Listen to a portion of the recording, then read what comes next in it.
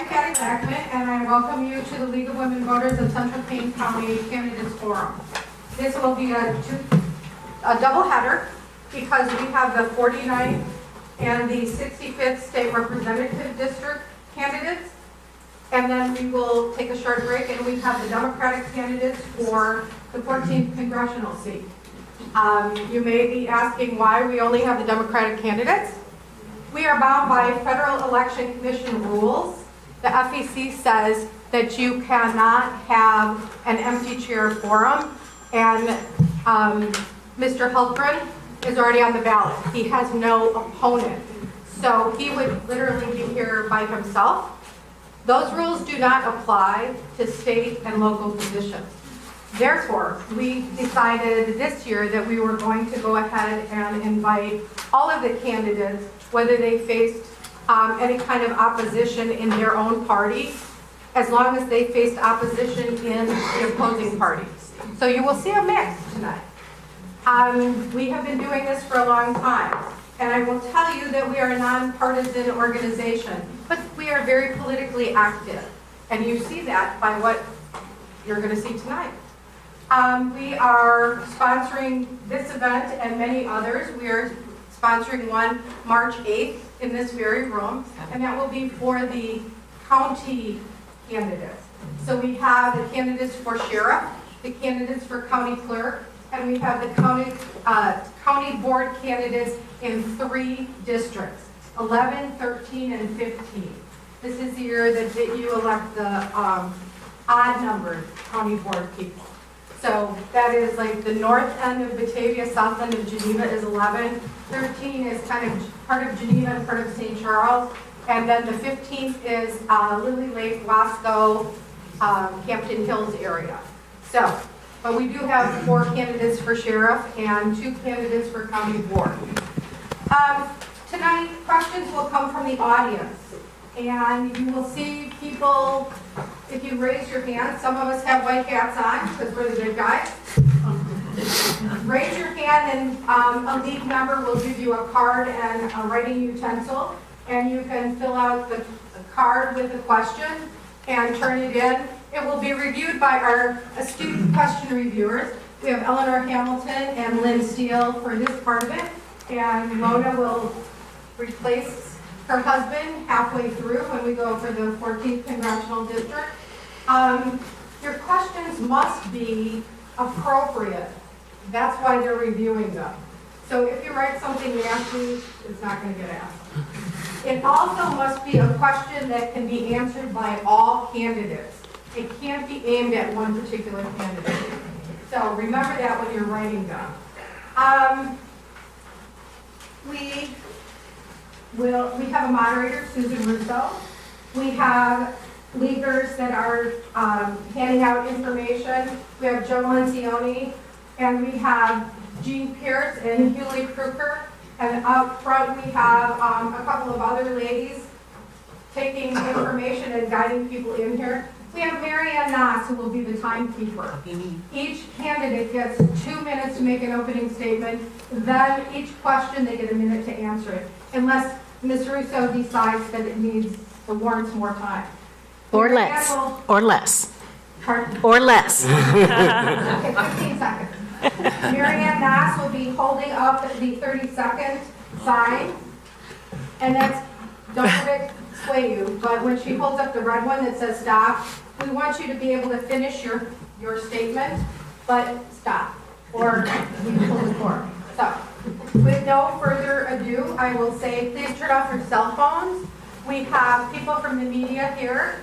We have BATV filming, and we also have people from The Voice and people from the Chronicle and the Daily Herald here. So, I turn it over to Ms. Russo. Thank you.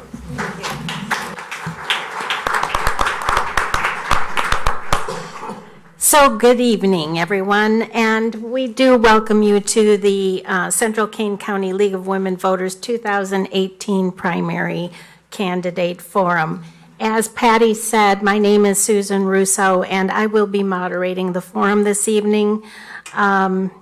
And I did want to just mention one thing that The candidates did agree to the League of Women Voters rules with regard to candidate forums, and in particular that because the League is a nonpartisan organization, it does not endorse candidates. And for that reason, all of the candidates have signed an acknowledgement that they and their staffs will not use any photographs or audio or video recordings from tonight's forum to promote their candidacies. As Patty did also mention, please write your questions on the cards that are provided, one question per card, and make your questions so that all of the candidates of a particular office can answer those questions. If a question cannot be read or understood, or if the question asks a question of only one particular candidate, it will be ruled out of order and will not be read. And the other thing to keep in mind, we do expect to have quite a few questions asked tonight with these two particular groups of candidates. So bear in mind that we may not be able to get to every single question that you do ask. My intention is to end this session at about 8 p.m., so that's 50 minutes for questions and answers. And then we will take a 10-minute break, allow the candidates for the 14th Congressional District to change places with the folks up here. And we'll get going then with the second session at about 9:10 p.m. Or 8:10 p.m. We don't need this to go any longer than we have to. Okay. If with that in mind, we will begin this session with the candidates for the 49th and 65th House districts. We have tonight with us Democratic candidate Karina Villa, and we have Republican candidate Nick Zito. They are for the running for the 49th House District seat, currently held by Mike Fortner. And we also have with us tonight Democratic candidate Richard Johnson and Republican candidate Daniel Ugasti. And they are candidates for the 65th District House seat. So we will go with the rule of ladies first.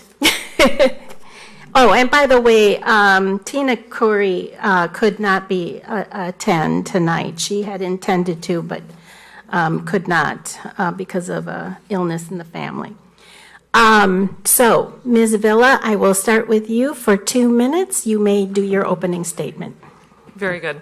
So my name is Karina Villa, and I'm running for the 49th District. Many people ask me, why are you running? Why did you decide to run for state representative when everyone's running away from Springfield? What's your story? So my response is, my story isn't one story. My story is hundreds of stories. It's the stories of the families that I work with on a daily basis. I'm a school social worker, and I've been doing that for about 15 years now. The last 3 years, as all of you are painfully aware, we did not have a budget in the state of Illinois. This really impacted the middle-class families that I work with. Everything from mental health issues to finding, can everyone hear me in the back? I'm sorry. Mental health issues, housing issues, fair paying jobs. These are topics of conversation that I listen to from my families and from my students regularly when I go to work. I'm used to being able to advocate for my families and find them services and find them resources to be able to have part of this American dream that we all want to have a part of. And it just has become harder and harder to do this. It's become harder and harder to live in the state of Illinois and be a middle-class person contributing to society. There's a lot of people that I work with that are just a paycheck away from ending up in poverty. We have something called the working poor, and a lot of those people are the people that I work with on a daily basis.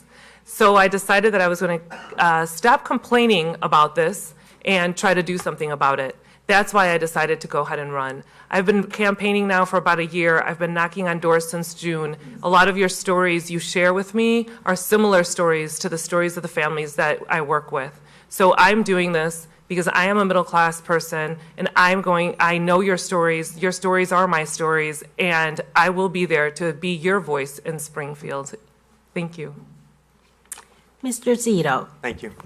Hi, everyone. My name is Nick Zito, candidate for the 49th District House of Reps. First of all, thank you to Mrs. Lackman and the rest of the moderators and volunteers for making this happen. This is an awesome turnout, and this proves everything that we're trying to accomplish, is get more people involved in local elected office. Reason that I am in this race is simple. I'm from this area. I love this area, and as someone who is at the point in my career, a couple years out of school, a couple years into my career, I'm looking at starting a family. I was born and raised in the Tri-City areas. I went to grade school in St. Pat's and St. Charles, and then high school at St. Francis and Wheaton, and then U of I. But the point is I love this area, and I grew up with a lot of families here, and I'd be honored to be able to represent the people here.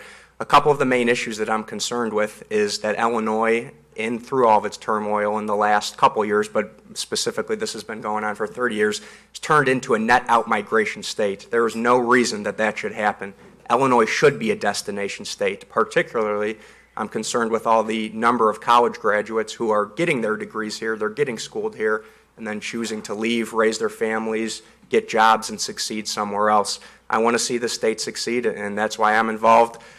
Just on a personal note, I have a 2-year-old nephew. I like playing tennis, and I just got back from Italy for my first time about 4 months ago. So I like traveling, I like family, and I like sports. So thank you again for having me here.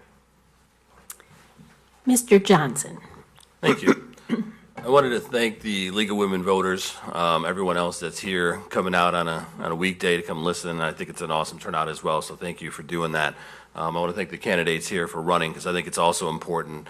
Not only do we have a responsibility and our right to vote, but also to represent the people, right? And if we weren't here, and I know the sacrifices that everyone up here is making, and I appreciate that, so thank all of you as well for running.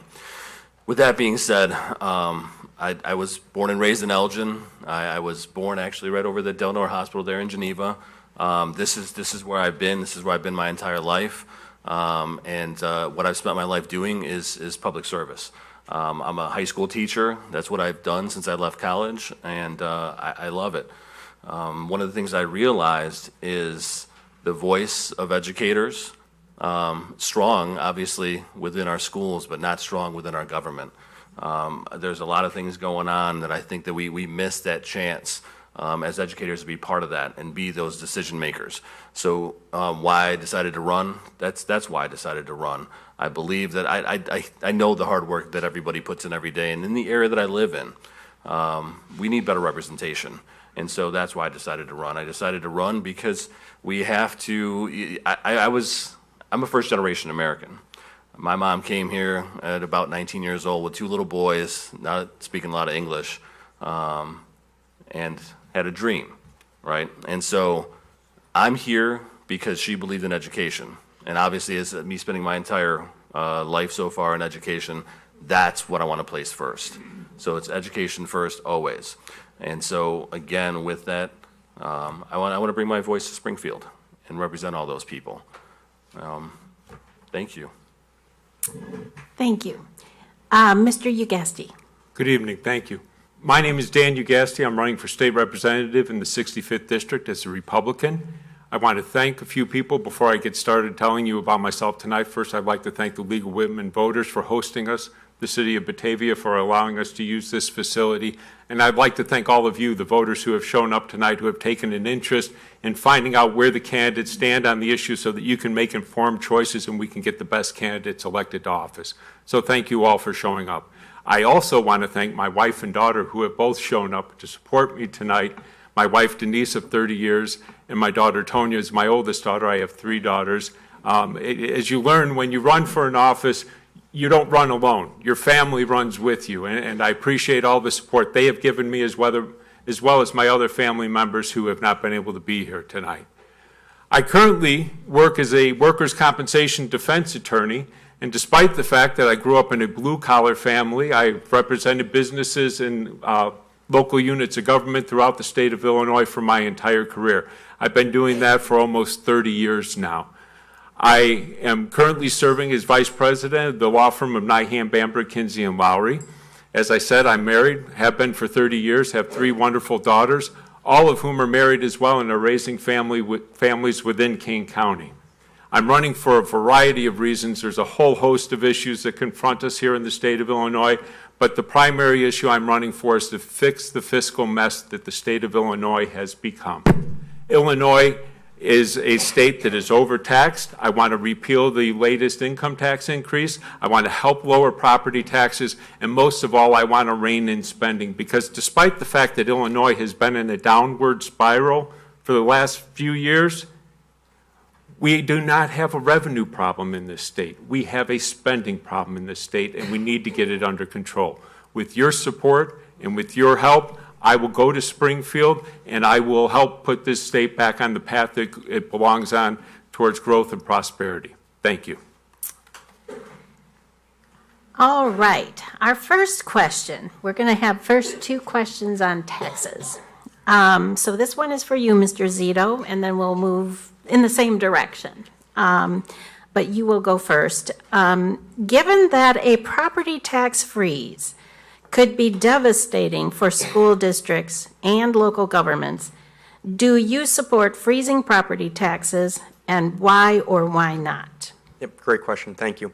I do, and actually I would support finding a way to lower them. I should quantify this answer too.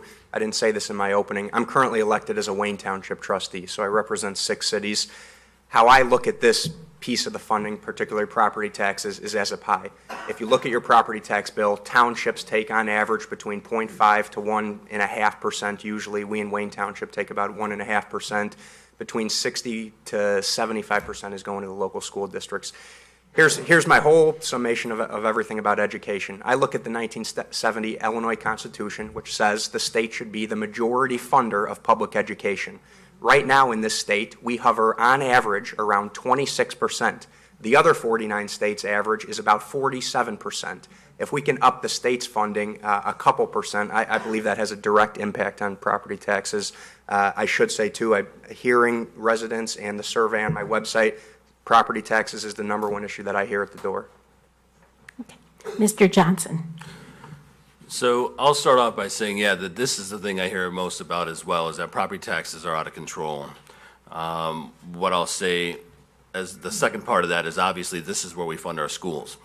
So as far as saying a freeze, I'm not in favor. However, what I would say is I'm really in favor of a reduction in property taxes. So how do we do that? I think that we have to explore a progressive tax system.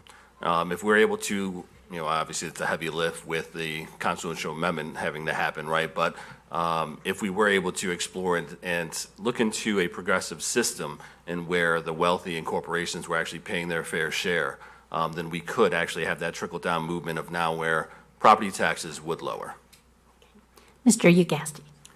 I do not favor just freezing property taxes. I also want to reduce them. As I said in my opening statement, we need to lower property taxes in this state. Again, the state, as Nick pointed out, needs to do their share in funding property or funding our school systems and education. There are also other things we can do to help the local governments lower property taxes by consolidating units of government, by stopping unfunded mandates upon local units of government coming from Springfield and repealing some of those that we already have in place. We need to change the system in the way it's working in Illinois and help bring down property taxes. And if we have to, put a hard cap in place, but that'd be the last resort. Ms. Villa? Thank you. I'm the Vice President of the Board of Education in West Chicago District 33, and we count on the taxes that come in to fund our schools. We are doing the best that we can with what we have. We have to make sure that we look at a multitude of solutions for funding our schools. I do understand that there is a burden on the taxpayers, but until we make sure that we have an equitable funding formula, we can't freeze the taxes because that's going to impact our children. It's going to impact our students. It's going to make property values drop if the education programs are not in place that need to be in place for our students. So it's a many-tiered conversation, I believe. All right. A second tax question is, would you support a graduated rate income tax? And I believe, Mr. Johnson, you started this, but you're the first one to answer that question. Lucky me. So what I'll say is, again, I will repeat, that I am in favor of at least exploring the idea of a progressive tax system. The state of Illinois is one of only 8 states in the nation that actually has a flat tax. And as part of that, then we have this inequity of those at the top who are paying way less, and then we're placing the burden on the lower and the middle class. And if we were able to actually create a progressive system that would actually be fair, so that those, again, that are at the top, the wealthy, are able to pay their fair share, we'd be in a much better state here, fiscally at least. Mr. Ugasti? I do not support a progressive income tax. It'd be a tax increase, and I'm opposed to any tax increase. Again, I do not believe we have a revenue problem within the state of Illinois. We have a spending problem. We need to fix our spending. Okay. Ms. Vila? So slashing services is a common answer for some people, but that's not what I stand for. We cannot be slashing services. So yes, I stand for a progressive tax. I spoke to some of my students. I had a conversation with them, and I explained it to them like this. Do you think it's fair that people pay taxes, people who are dishwashers pay the same amount of tax as what I pay and the same amount as what multimillionaires pay? They looked at me and they're like, no, Ms. Villa, that's not okay. And then I spoke to them, and I kept talking about this office that I'm running for. And one little boy raised his hand, and he looked at me, and he's like, Ms. Villa, are you going to fight for the poor people? I mean, come on. Yeah, we need a progressive tax. Thank you. You're welcome. Mr. Zito? Yep, I do not support a progressive income tax. I believe that was the original question. I believe flat is fair. Now, what I will say is I support a more simplified tax code, and that's what I believe. All right, moving on to the next question. And this will be for you, Mr. Ugasti, first. What is your position on public education, particularly state-funded higher education? Public education, I think, is fantastic. It's a system I went through. I did not go to a public university. I went to a private college, but I think public universities are great. We have a number of fantastic public universities within the state of Illinois, starting with the flagship school of the University of Illinois. So I completely support public education and public universities. Okay. Ms. Villa? Oh, sorry. All right, you're fine. Yes, I've committed my whole life to working in public education. I'm committed to it. And furthermore, when it comes to higher education, we need to make sure that we're able to keep costs down for our students. This American dream of sending your children to college and having it be something that you assist them in being able to pay for is no longer something that people can do. So we have students that are graduating college with $100,000 debt that they're never going to be able to pay off. I have people, in their 20s who wonder when in their life they're going to be able to pay off their student loans. So our state schools really need we need to make sure that we have just reasonable pricing for our students when they go to college. Mr. Zito. Thank you. I believe I talked a lot about this in one of the earlier questions. Again, I believe this is one of the cornerstones of this is everything that's related to this property tax argument to everything else. It starts with funding this properly. The thing I want to hit on too, I don't know if it'll come up later, I am worried about the stat of, like Dan mentioned, U of I. I went to U of I. We as Illinois are now the #2 exporter in the country of tech talent. That's insane. That means people are getting good degrees here, getting great high-paying job potential degrees here, and then taking it elsewhere. So I believe that the discussion has to include how to properly fund and take care of the schools, but then also make it an attractive economy that these new graduates want to come out and stay in. Thank you. Mr. Johnson. Can you repeat the question? I want to make sure I answer all of it. Sure. What is your position on public education, particularly state-funded higher education? Thank you.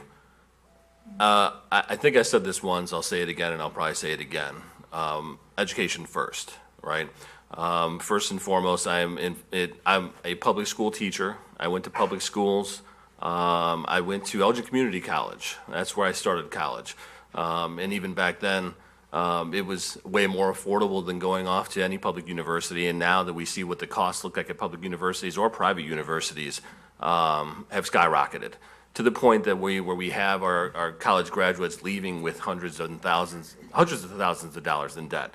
At this point where we have college graduates who have to come back home and live with mom and dad for God knows how long to pay off that student debt. So I think we need to fund, just like we needed to fund public schools, and when we're talking about public K through 12 schools, we need to fund our public universities and find a way to make it affordable for everybody.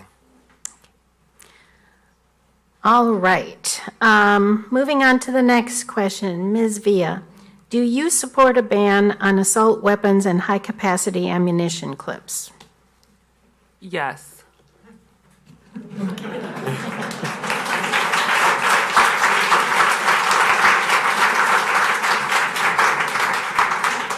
Would you like to say any more? It's time. Okay. We have to learn from what's happened. It's time. Our students, let's all support those high schoolers. Those high schoolers are the ones that are going to make this happen. So reach out to all of your high schoolers that you know and support them and be there for them and be present, because they are going to make this change. They're going to make this happen. All right. Let's keep that down. That's not what we're here for. Stop, please. This is not part of the forum, all right? All right, Mr. Zito. Yes, no, I do not. I think this is an important discussion, and I don't know how much time we're going to spend on this. There's a lot of areas on this that I do support, a lot that I think we need to look at and have an honest conversation with. There's a lot of mental health issues that come to play. There's a lot of central database tracking that comes into play. Again, if you're looking at the tragedy that just happened, this kid made a comment on YouTube that was flagged to the FBI and should have been followed up with by the appropriate law enforcement officers. He made a horrible comment, basically prefacing what was going to happen. So again, I think this is an extremely multifaceted discussion, can't be answered in just one sentence. So my short answer is no, but I'm open and willing to have a longer discussion. Mr. Johnson. So my short answer is yes, absolutely. When we say never enough, and as someone who has spent his entire life being in a school, I never, ever want to see it happen at a school again. It happens way too often. And I understand that, yes, just a ban on assault weapons, there's still way more conversation, as Mr. Zito said. He is correct. There does have to be more conversation.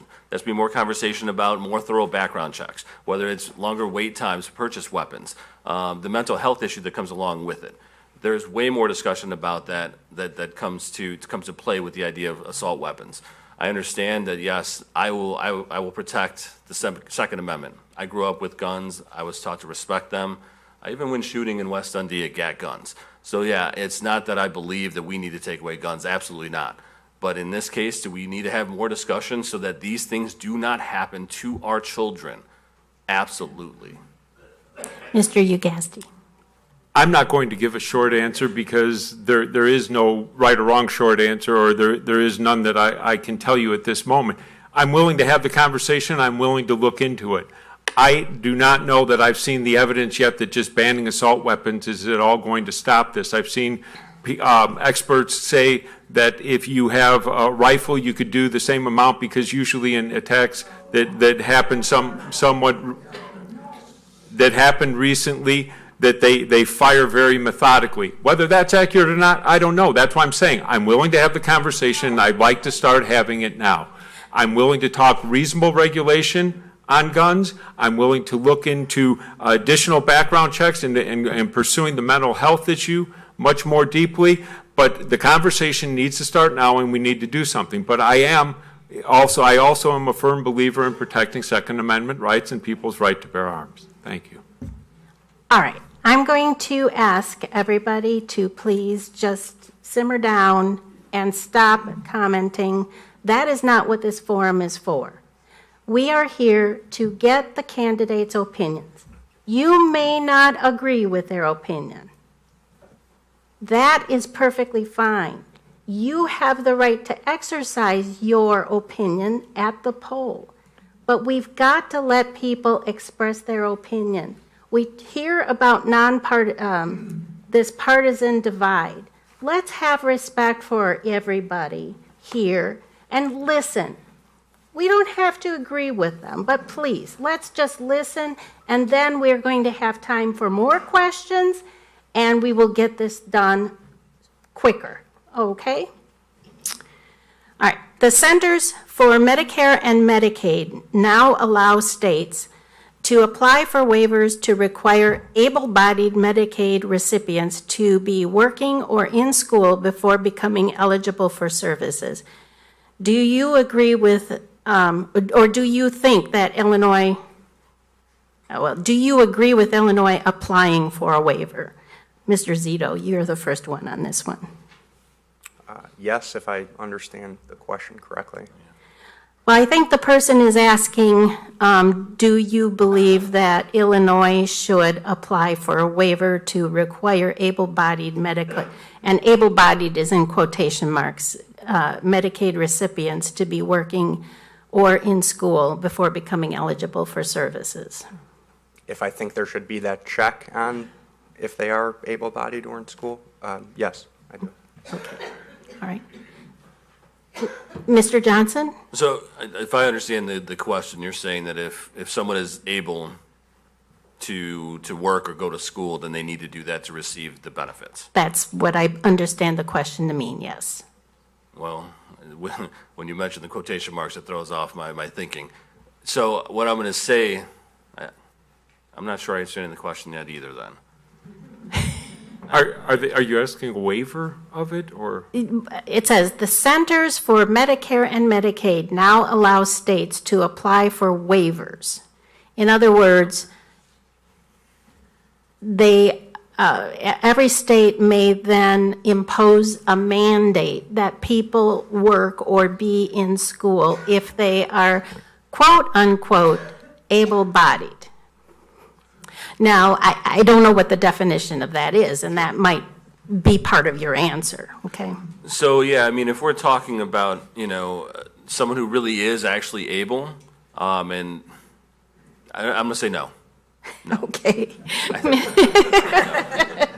Mr. Ugasti, if you want to take a stab, I'm just asking the question. I would not be okay with a waiver if someone is able-bodied. I think they should work to obtain Okay. benefits if possible, yes. Okay, all right. I'm going to amend my answer with a yes with an asterisk, I'm sorry. Okay. I was going to actually ask if you wanted to say more. Ms. Vila. So we're talking about healthcare, For- and so making people first go work or be in school to have healthcare? Medicaid, yes, that's essentially what it would affect. So are we making sure they have cars and that they have transportation to and from their job and to school? So in order to be healthy, no, what?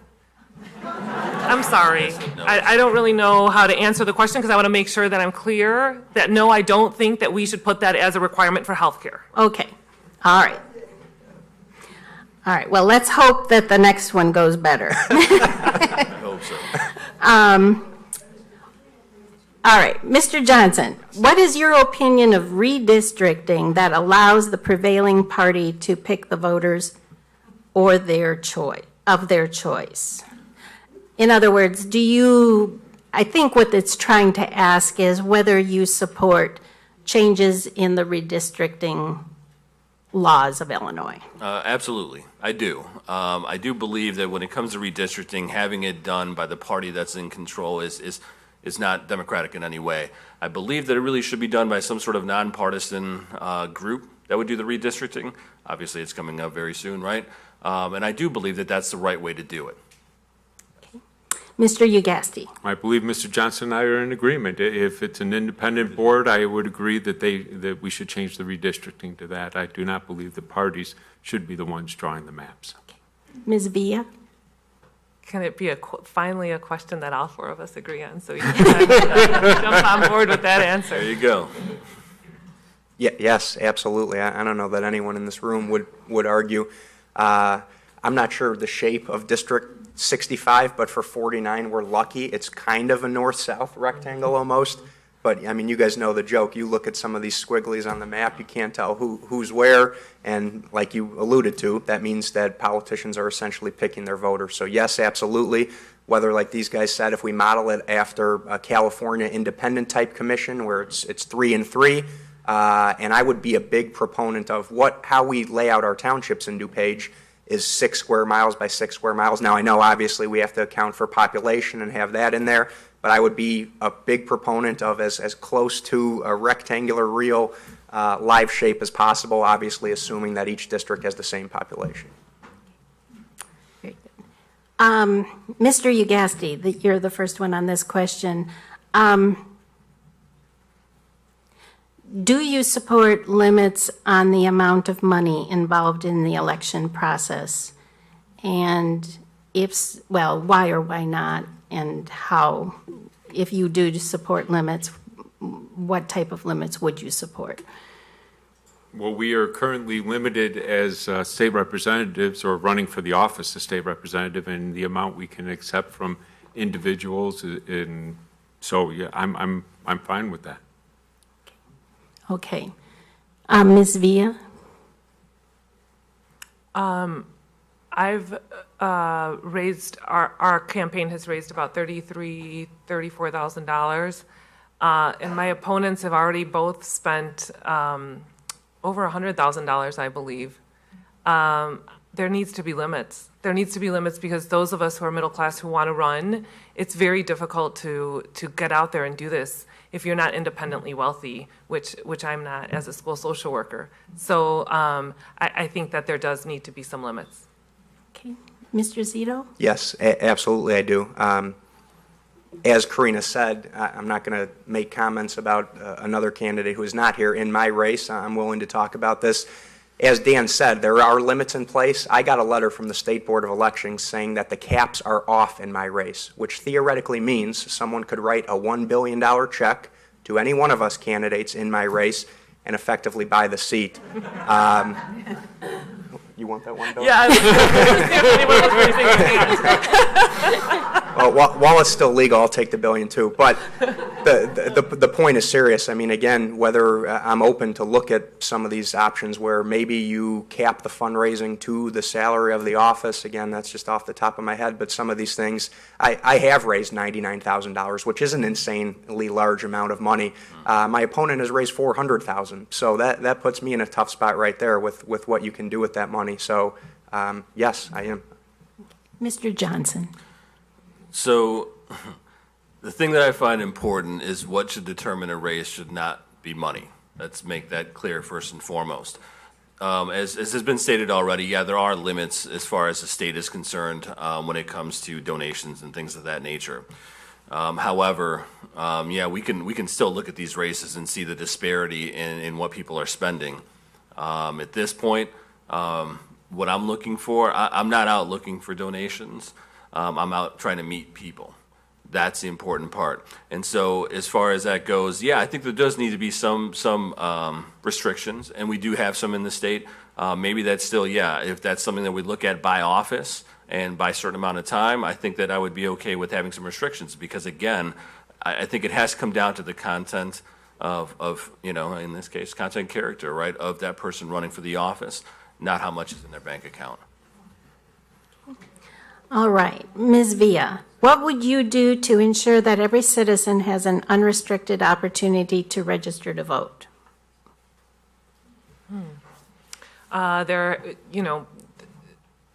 We have to have a multitude of ways for people to be able to register. The DMV, online, in person the day of the election. We just need to make sure to stop this barrier of wanting to make sure that certain populations don't vote. The majority of the time, it's the minority populations who are being impacted by this. Or people with disabilities. So we need to make sure that gaining access to the polls is there for everyone. One of the things, this is really important to me because my mom has always taught me that my first and foremost responsibility as a citizen of the United States of America is to vote. And so we need to just make sure that we're able to get as many people registered and get as many people to the polls as possible. Mr. Zito? I'm not really sure. I think we have a pretty good methods and pretty open now, whether it's, we have grace period. February 20th was the last day to register, but then we still have grace period, up into and including day of, whether it's, like she said, when you're getting your license. So I think it's pretty okay. Mr. Johnson? Unfortunately, we do have a history of stopping people from voting, right? As we sit here now in the League of Women Voters, right, that there was a point in which we believed that wasn't the right thing to do. And thank God there's been progression since that point. I think at this point we're here where now automatic voter registration is something that, we have to look into. That we're not going to continue to disenfranchise. And yes, disproportionately, it ends up being ethnic minorities and so forth who are the ones who end up disenfranchised. And I believe that, automatic voter registration is something that we do need to look into. And Mr. Ugasti? Could you repeat the question one more Sure. time? Make sure I get it right. Sure. What would you do to ensure that every citizen has an unrestricted opportunity to register to vote?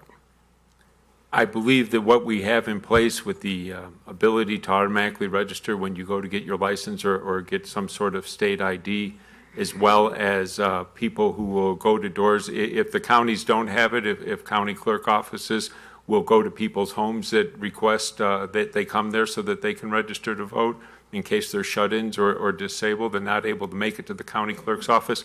That should be an option available as well. But I think we have quite a bit in place already that will allow people to vote should they want to, and everyone should be allowed to vote.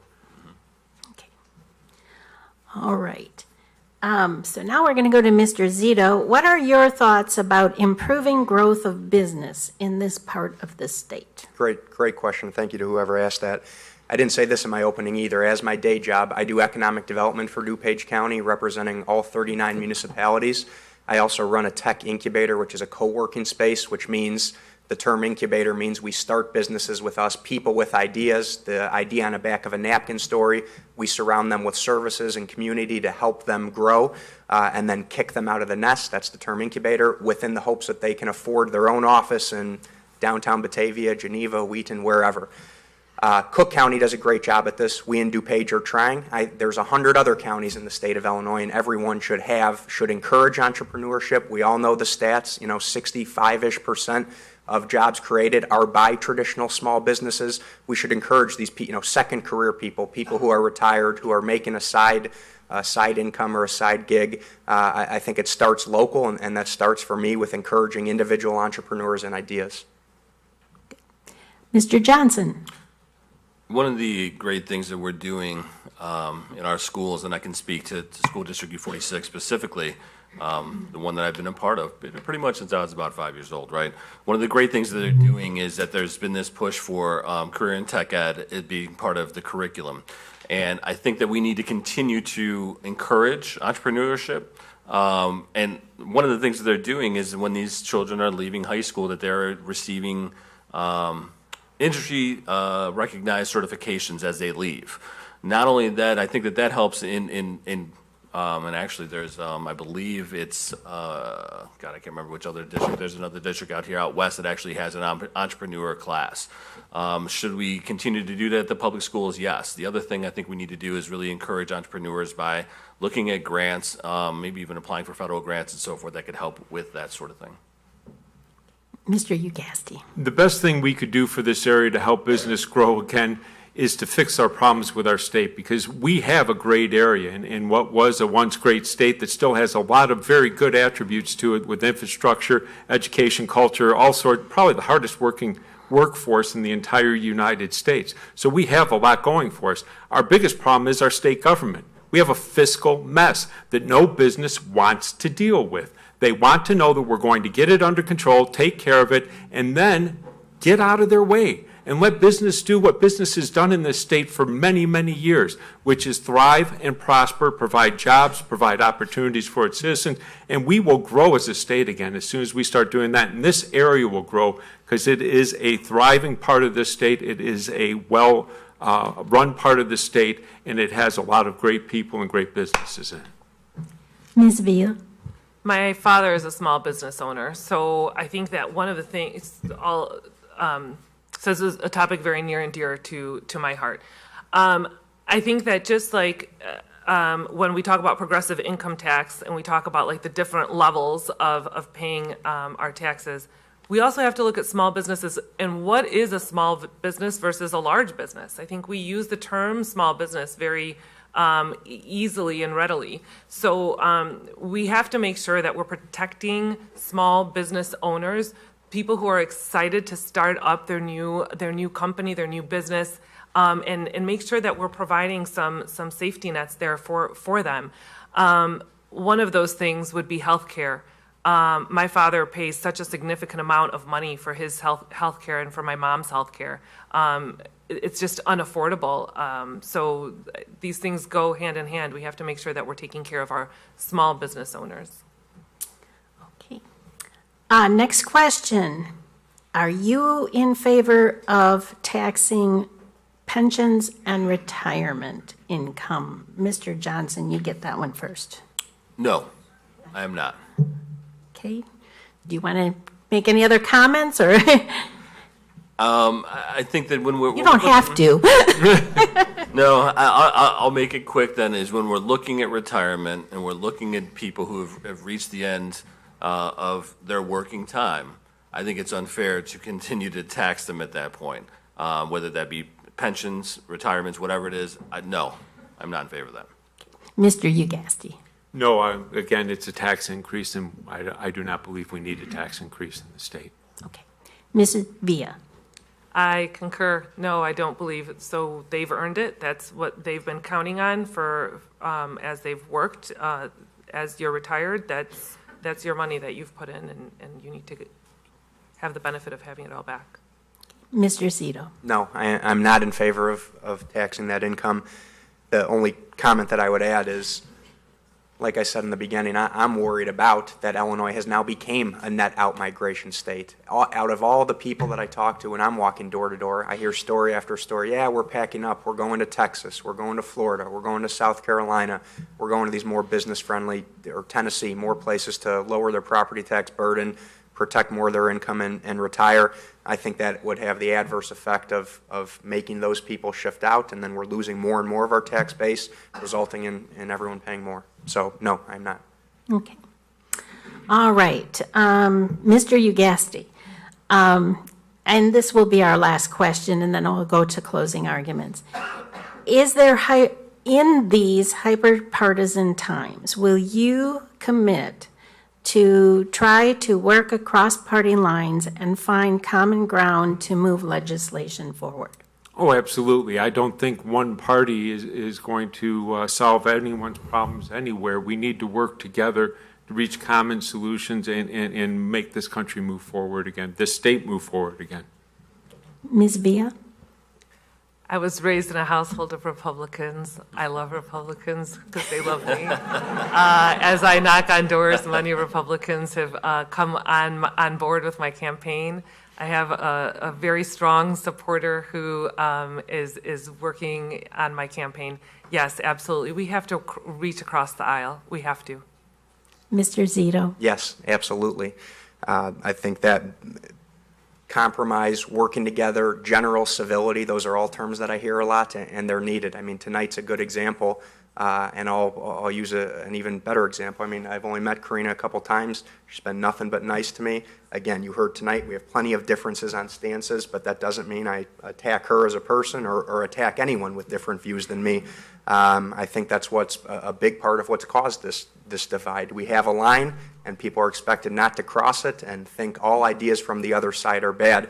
We've had a Speaker of the House who's been Speaker longer than I've been alive, and that serves to broaden that divide, to get people so dug in that they're not willing to have honest conversations, which is, again, what we did here tonight. So absolutely, that's one of the biggest things this state needs. And Mr. Johnson? Well, the cool thing is they already heard us agree a couple of times here tonight, right? So we're on the right track. And honestly, yes, and this is one of, my campaign promises is that, yes, bipartisanship it's absolutely needed. We can't continue to, just draw the line in the sand and say that's where I'm going and that's it. That nothing moves until real, actual conversation and real, actual listening occurs. I have to deal with this on a daily basis. My day-to-day job is I'm president of a teachers union of 2,500 teachers. Trying to get them to understand sometimes means sitting down in a room and really listening to one another, and it's something that I've had to learn to do as well. And so do that and bring that same sort of experience to Springfield, I think is absolutely essential. We can't continue to divide. Divisive language, which I see in tweets every morning, that sort of thing can't happen anymore. Very good. We are going to have 2 minutes each for a closing statement, and we're going to start with you, Mr. Ugasti, and go the opposite direction. Okay, well, thank you. First of all, I appreciate, again, the opportunity to come here tonight to talk to people, to have them hear me on the issues, as well as a chance to meet the other candidates, both within my district and in the other districts, and hear what they have to say as well. I think many good ideas were shared tonight, and I appreciate the questions you asked of us. Illinois is in need of help, and the voters need to get involved, and they need to pay attention, and we need to make certain that we talk to each other and we get out and hear each other and convince each other to go out and participate in the upcoming elections. And I would appreciate it if all of you would do that, because I think in doing that, we're going to make certain we get the best candidates in office. I am running to serve. I am running to try and help. I have no other motive. I do not plan on staying for any long period of time. If I'm down there 8 years, I think that would be about all I'd be willing to go down there. I currently have a job. I enjoy it, but I think something needs to be done to bring Illinois back to the status in what it once was, which was a destination state, one in which business and people wanted to come. It's no longer that. As you've heard here tonight, it's an out-migration state. We need to change that. We need to change the culture, and we need to get things moving forward again. I'm willing to do that. I'm willing to take time out of my current path and go down there and serve, and I would appreciate the opportunity to do that for all of you. Thank you. Mr. Johnson. I want to thank everybody again, and I do appreciate the questions and thank all the candidates again. It was great to meet them and hear from them as well. This is a very exciting thing for me. I'm glad my wife was here, and again, we don't do this alone, and she's been my unofficial campaign manager. My daughter's here. She's 11. She's learning about the democratic system, which I think is incredible. My parents are here. It's great. Thank you all for being here. With that being said, and I said education first, I'm going to say it again because that really is where we're going to solve a lot of these issues. We need to fund our schools. We need to fund them equitably.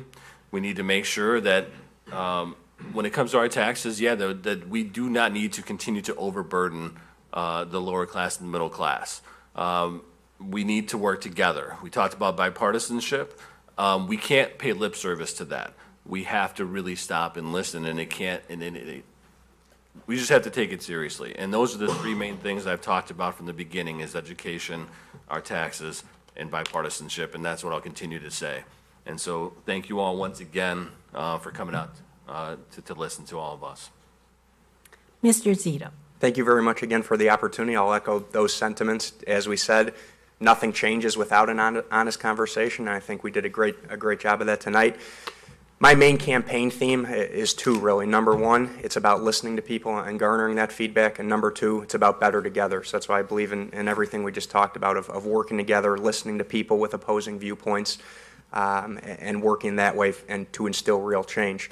I'll end with something that someone told me about state representatives. Their main job requirements or their main issues or their main requirements to be able to run are two things: They need to be able to listen, and they need a good pair of walking shoes, meaning you hit the ground running, you hear people, you hear the issues. Whichever one of us wins in each of these districts, we have the privilege and honor of representing about 110,000 people, so we better have a good handle on the issues. I'll say it again, that's my slogan, better together and listening to people. I thank you guys for the opportunity, and I'd be honored to be able to serve you. Thank you. And Ms. Villa. Thank you. So I want to thank all of you for attending and the League of Women Voters for hosting such a wonderful event. It was a great turnout. I also would like to request for all of you to, after today, spread the word to 10 of your friends and have 10 or 20 of your friends go vote with you, because this is really going to be a really important year for us. So I want to go back just for a second to the conversation about guns, just because I want to make a connection for all of us. So there's a certain conversation that continues to come at us of, we want to make sure that there's mental health. We want to make sure that there's mental health. Let's take care of people's mental health. Let's not reduce the guns. Let's just make sure that people are mentally healthy. So I would really be willing to explore more conversations about how we're going to do that if we continue to slash funding for mental health services. I would really be encouraged to listen to how that's going to happen if time and again when I'm at work and I'm trying to call to find services for my students, I work in a general education K through 5 building. I have students who have anxiety. I have students who have depression. I have students who have autism. I have students who have a wide array of mental health issues. And when I try to find services for them, they're non-existent unless they're suicidal or homicidal. These are my students who are in K through 5, kindergarten through 5th grade. They're just babies. They're not, unfortunately, I have had some that are suicidal, and so they receive help.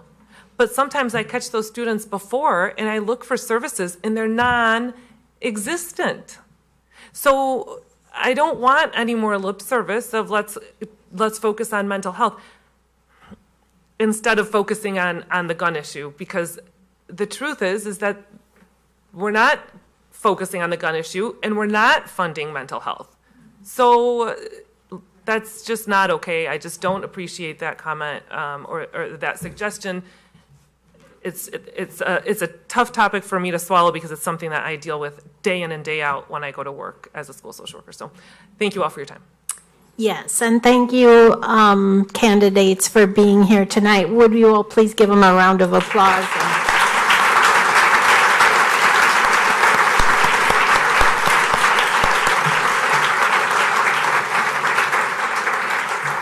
Thank you very much. We're going to take 10 minutes to rearrange the room, and we'll start again at 8:10. All right. We have our league members. We're still here, having cards. So raise your hand if you need a card, and somebody will get to you. All right. All right. We are very happy tonight that we have 6 of the 7 candidates for the Democratic nomination for the 14th Congressional District. We have Matthew Brawley, John Hasta, Daniel Rodan, Victor Swanson, Lauren Underwood, and George Weber. And we do have a statement that I'm going to read to you from Jim Walls. He was not able to join us tonight, and he did send along a statement, though. So I'm going to start with his statement, and then I am going to, try to time me.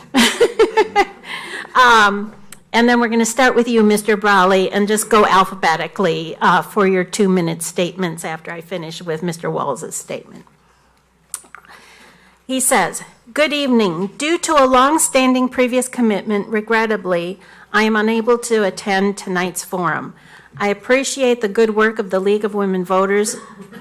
I appreciate the good work the League of Women Voters is doing to provide engagement, and I am grateful for your participation. In 2016, as your Democratic nominee, you know I worked hard to bring your voice to the forefront. We also know that great champions like Senator Tammy Duckworth didn't allow a first effort loss stop them, and neither have I. Instead, we build on that momentum. When I launched this campaign in June of last year, I pledged to continue this fight to bring your voice to Washington. Since then, I have proven my dedication to you by knocking on over 5,000 doors and attending over 60 events. No one will work harder for you. I have spent my time listening to you. I want to know the things you feel most strongly about so that I can fight for you on these issues. This is exactly where my policy positions came from you. You already know I will not back down, and I will not put personal interests ahead of what matters to you. For over a decade, I have been right there, standing shoulder to shoulder with you, pushing back on the status quo. I have taken on the likes of Joe Walsh and Bruce Rauner on their turf, and I have been gaining consensus with Republican officials, getting them to come to an agreement without having to stack the vote or make backroom deals. That is what leaders do. You know that our goal here is not just the primary election, but to win the general in November. This has been my goal from the beginning. It should be yours too. If I am not your first choice, I ask you that you consider the following. I am the only candidate who has run against Randy Hultgren and knows what it takes to defeat him. We can win. I am the only candidate with the support of grassroots volunteers by a vote of their members, over 2,500 of the same Titans who flipped every county blue in the last primary. We can do this again in the general. I am the only candidate to sign an accountability contract to ensure I will work against the Citizens United decision and go further, work exclusively for the people of the 14th District through a system of accountability. I am the only candidate to have met with our law-abiding gun owners to hear them after the Las Vegas massacre and bring their ideas and consensus into the conversation. They are not represented by the NRA and agree with the policies we advocate for. No one else bothered to even try. I have also made good on my pledge to forego special interest PAC money because I will not be swayed by an outside influence over what matters to you. I also expect to be held accountable, which is why I put my policies in writing for you on my website. We cannot afford to have 12 more Democrats in Washington vote against our disabled veterans and most vulnerable or worse. You deserve to know exactly who you are voting for. That is why I put my policies in writing out of respect for you. You deserve to know exactly where I stand. To flip the district, we need to earn the votes of independents and moderate Republicans. This is a fact. I have that broad support today and already have Republican volunteers speaking on our behalf to other Republican groups. This matters if we are to win. Our campaign has that strong base of support from all across the political spectrum, well before the swell of the blue wave, because we are working toward ending income inequality, providing affordable access to health care as a right, standing up for our veterans, being the champions of the new green economy, and doing so together, because we are truly in this together. We need to keep this momentum going to flip this district, and we need your vote on March 20th. I may not be your first choice, but you know our campaign is the best choice to succeed in November. We can do this together. Thank you, Jim Walls. All right, Mr. Brawley, would you please give your 2-minute introduction? Yeah, absolutely. And I want to thank the League of Women Voters for hosting this tonight and for everybody for coming. My name is Matt Brawley. I'm an engineer and the mayor of my hometown.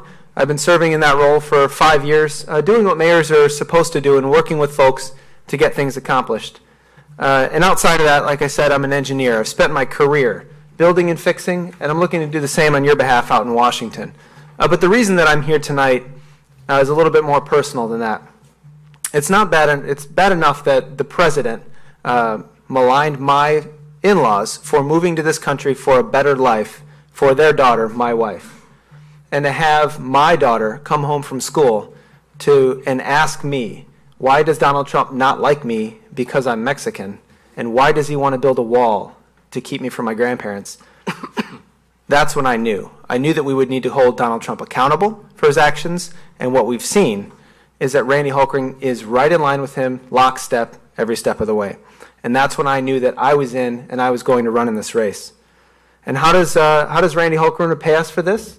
You know, over this last year, he's voted to take away our health care, to cut taxes for the super rich, and he's very proud of his A rating from the NRA. And how does he repay us? How many people in this room have reached out to his office by a show of hands directly, either via email, call, or stop by? And how many people actually were granted to speak with the congressman?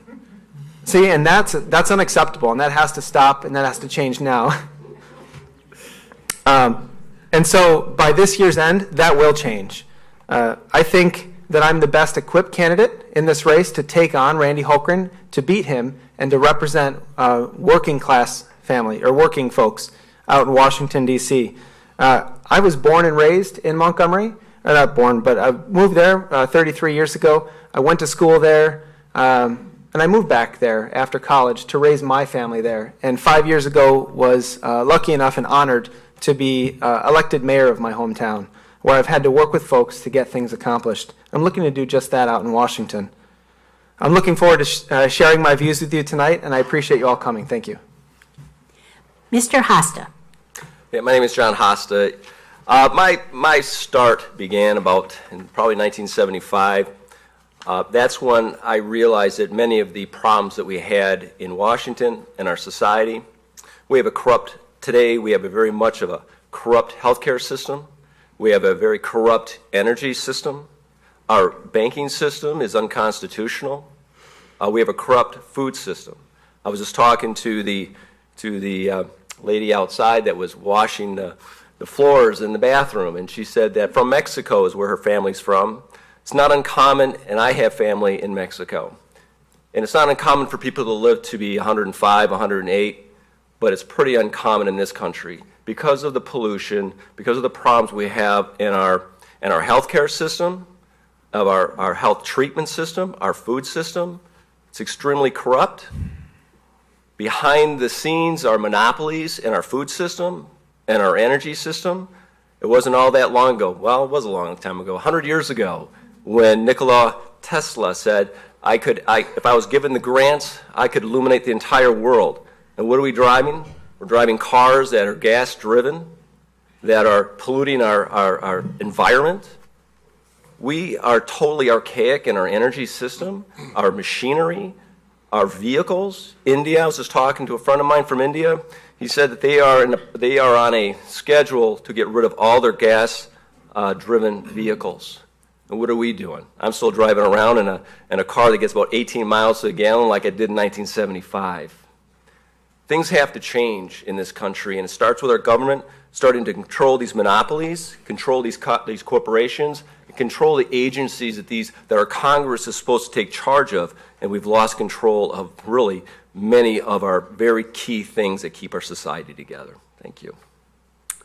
Thank you. Mr. Roldan. Yeah, good evening, everyone. I'm very proud to be here, happy to be here. This is actually my first forum, and I'm glad that it's at the League of Women Voters in Batavia. So my name is Daniel Roldan Johnson. I decided to get into this race because I really believe that Mr. Hultgren is not representing the vast majority of the interest of the vast majority of people in the district. I'm the son of a pastor and a lunch lady, the grandson of a factory worker. I'm a former law enforcement official and a counterterrorism intelligence analyst. I'm a teacher at a middle school. I'm a husband. But I'm not just in the race because I'm against Randy Hultgren. I'm also in the race for people like my grandfather, a factory worker who saw his job outsourced, that saw his retirement disappear during the Great Recession, that has to live on a small Social Security check just to get by in his old age. And there are so many people across the 14th district like my grandfather that also fear that their jobs could be outsourced, that are working harder than ever but are seeing the wage increases only at the very top. It's to address the rising cost of healthcare that seems to take up more and more of our paycheck every year. It's for people like George Garcia. I'm an E&L teacher, so I teach students that have just come to this country. And George came to this country like millions before him by his family who dreamed of a better life at age 9. But a month ago, He was sent back to a country he left over 30 years ago. So these are some of the reasons I decided to jump into this race. I'm new to politics, but I'm very excited and hopeful about what we can do together and what's ahead. Thank you. Mr. Swanson. Thank you very much to the League of Women Voters and to all of you for showing up tonight. My name is Victor Swanson.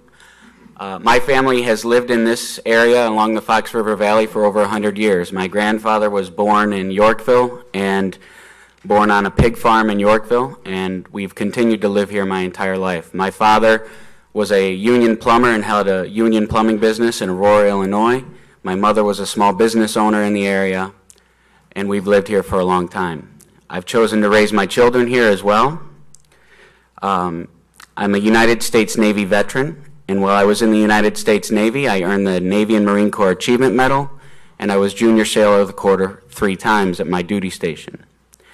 I currently am a high school social studies teacher at a low-income school in DuPage County, and I've been there for the last 18 years. I decided to run for this office after being told that it would be difficult for me to run for this office because I had a real job.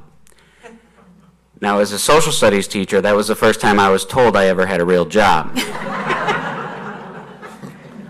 So I was thankful for that. But I was also angry, because if we have people who can run for office that only have money, enough independent wealth to run for office, or have time to run for office, we don't have real representation. We don't have representation for a family of 4, somebody who has to work to pay their mortgage, to send their kids to school, to save for college. We don't have real representation, and that's why I'm running here, because I was told I can't. Ms. Underwood. Hi, good evening. Thank you so much for having us this evening. My name is Lauren Underwood. I'm a registered nurse from Naperville, and I am running for Congress. I made the decision to run last spring after the League of Women Voters had that moderated question and answer session at the Arcada Theater in St. Charles. Yeah, it sounds like a lot of you were there that night. I was there too. And our Congressman, Randy Hultgren, made a promise that evening. He said he was only going to support a version of Obamacare repeal that allowed for folks with chronic illnesses to keep their health care coverage. And so that was important to me, because as a nurse, I know how critical it is for folks with pre-existing conditions to have access to medication and procedures when they need it. I spent the early part of my career as a federal employee working to implement the Affordable Care Act, so I've read the law and I know that it works, and I know that we can fix what doesn't work. And like so many Americans, I have a pre-existing condition myself. I have a heart condition. It's called supraventricular tachycardia. And what it is a rapid heartbeat. And it's well controlled, but it's one of those diagnoses where I wouldn't be able to get coverage under these repeal scenarios. So when he made that promise, I believed him. Well, surprise, surprise, a week to 10 days later, Randy Hultgren went and voted for that American Health Care Act, which did the opposite. It made it more difficult for people like me with pre-existing conditions to be able to get health care coverage. And I was upset. I wasn't upset because of the vote itself, but because he did not have the integrity to be honest with us the one time he planned to stand before our community. It's not like he's come back. He hasn't had a public event since, and that is not what a representative is supposed to do. And so I said, you know what, it's on, I'm running, and launched the campaign in August, and here we are less than 4 weeks from our primary election, where we have our opportunity to send forward a Democrat who will take on Randy Hultgren and beat him come next November. I'm really, really thrilled to be here with you this evening, looking forward to the questions and the dialogue. Thanks so much. And Mr. Weber. Thank you. Thank you to the League of Women Voters for organizing this. My name is George Weber. A little bit about myself. I'm a just retired chemical engineer. My wife and I live up in Lakewood, which is outside of Crystal Lake. We live in the 14th District. We have 3 grown children that are out being productive. And that's the reason I'm running for Congress. Basically, I am fearful for our children and their generation. They are not going to have the same opportunities that we did.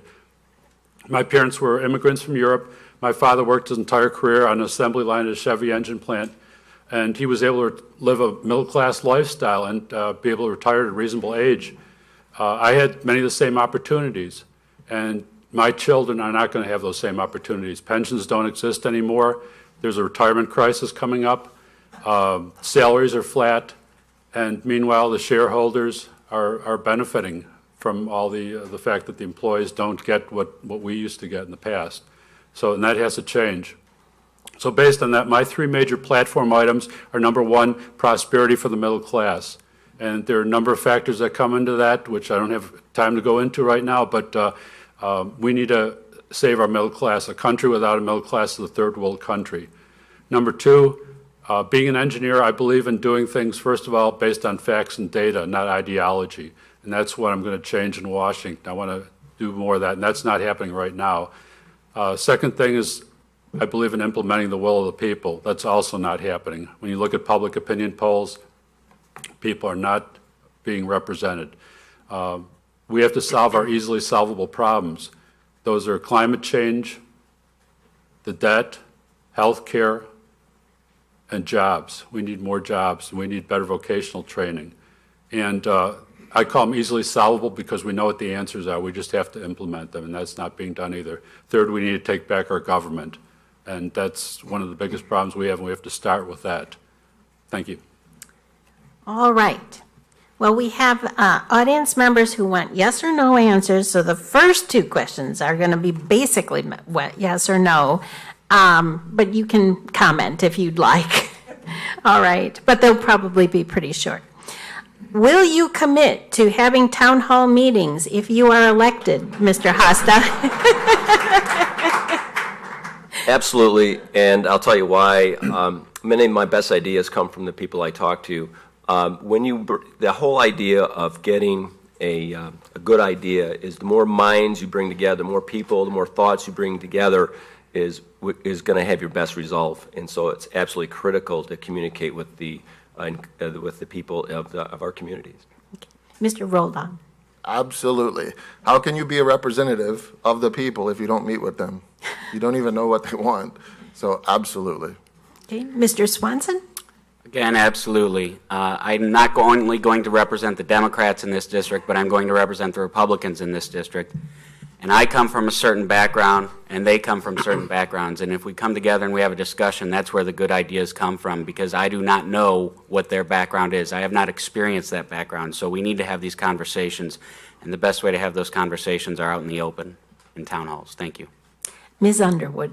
Yes, and I think that these town halls should be held in each and every community. We have 7 counties in our district, over 1,500 square miles, and so it takes a long drive to go from our southernmost point to our northernmost point, and so we need to be present as representatives in each of the communities in which we serve, and so I would love to be able to have town halls in every county of our district throughout my tenure. Mr. Weber. Yes, I agree with that also, that we need to have town hall meetings. We need to have them often. Again, the point of a representative is to represent the will of the people, and that's not happening right now, and that needs to change.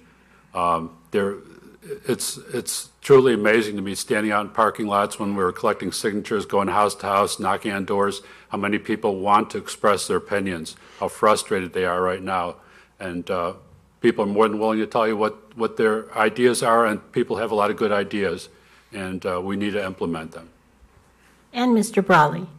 So absolutely yes. I've actually held 2 so far since I launched the campaign, one after his terrible health care vote, and the other one actually just before the tax vote. And it kind of dawned on me too, when I was elected mayor 5 years ago, one of the things that we did was rolled out Coffee with the Mayor that we branded Mayor on the Move, or my 5-year-old calls it Mayor on the Loose. And so what we do is we actually moved around to different parts of the community, whether it's a coffee shop, a village facility, or a park, so that at least my residents know that I'm accessible and available. Sometimes you hear views that you completely agree with, but sometimes they're the opposite side that you haven't heard before. So I think communication is good and would definitely continue something like that once elected. All right, very good. All right, our second yes or no-ish answer or question. Will you work to ban assault weapons? Mr. Roldan. Absolutely, absolutely. So as a teacher, I know right now a lot of my students are very concerned, as I'm sure Victor's are. And any of you, if you're teachers, I'm sure your students are concerned. You know, I just got a call, it's funny, today from one of my best friends in Florida, an older gentleman. His name is Bob Breeden. He retired from law enforcement after 30 years. Now he's working part-time as in a funeral home, preparing the bodies. I'm from Florida. I live 30 miles from where this just happened. He lives there, and he said, you know what? Even though he's always supported the Second Amendment. He's an older white guy. But he said, our funeral home has handled 7 of the 17 funerals, and this has to change. His mind was changed, and that's what it will take. One-on-one conversations. I know it's not the best answer because I would like to end it now, right? Assault weapons should not be on the streets and be accessible. But yes, I would. Mr. Swanson. Yes, I would support a ban on assault-style rifles. I have talked about the worst day of the school year as a teacher is the violent intruder lockdown drill, when you have to huddle your students into the corner. You have to have a police officer come in and fire blanks in the hallway, and then they have to rattle the door to make sure that it's locked so that they can't get in. It's the absolute worst day because I did not become a teacher to carry a gun. And I did not become a teacher to have to stop a bullet for my students. I became a teacher because I love kids and I love educating and sharing history with them. What we need to do on top of that is get money out of politics, stop the NRA from being able to donate $3 million or $4 million to Rubio or McCain. We need to study the effects of gun violence and not allow the CDC to not study it at all. So a ban is is a step farther down the road, but those other things we can get to first and they'll be more effective, I believe. Ms. Underwood. I've been so heartbroken over the last week about what happened in Parkland, Florida. It is unacceptable that in the United States we continue to suffer these tragedies. I think it's beyond time. Enough is enough, and we need to enact these common sense gun reforms in our country. We need to end gun violence. Mr. Weber? Yes, I believe in banning assault weapons. And again, as I said before, I think to me, the fact that we're arguing about a lot of this stuff is amazing because of the fact if you look at the public opinion polls, 90% of people want to get rid of, want to have background checks for weapons. That includes 85% of gun owners. 2/3 of people want stricter gun control, and that's basically common sense gun control is the way it's referred to right now. So the fact that Congress is arguing about these things is unbelievable. Congress needs to implement the will of the people. And I think with assault weapons, I believe in the Second Amendment, but there were no assault rifles when they came up with the Second Amendment, and I think that's got to be taken into consideration. Mr. Brawley? So absolutely. I think there's a lot that we can do, and the first step is to repeal the ban on actually investigating mass murders as a public health concern. I think, being an engineer, fully support facts and data. I think once you do that, you'll find some great solutions. I think that we'll probably even we'll find that background checks, a real background check, universal, no matter who you are, what gun you buy, or where you buy it, needs to go through a background check. I think those are great places to start. And the thing is, like you stated, the NRA and Donald Trump and Randy Holcomb want you to believe that this is a 50-50 issue, and it's not. It's an 80-20 or 90-10 issue where most people agree in common sense gun safety measures, and that's what I would actively support and promote in Congress. And Mr. Hosta. Let me just say the way the question is constructed leads me to want to say this, that there's a lot to learn about what's going on in our country, a lot to learn about the problems we have today, and we sort of are taking a knee-jerk reaction to this. And what I'm trying to say is that we must understand that an assault rifle simply refers to the style. If you want to do something about this problem, which I would agree with, is do something about the performance of the weapons. The assault rifle is simply a style, and the performance is what needs to be scaled back. And linking with that, I would support additional funding for security at schools to be spent the way the parents, the teachers, and the school boards feel is best for their communities. Thank you. All right, we will start with you, Mr. Swanson. What is your position on DACA? And do you support a path to citizenship for those young people? I do. I've been teaching for 18 years, and I've been teaching long enough to have students that did not have the protections of DACA.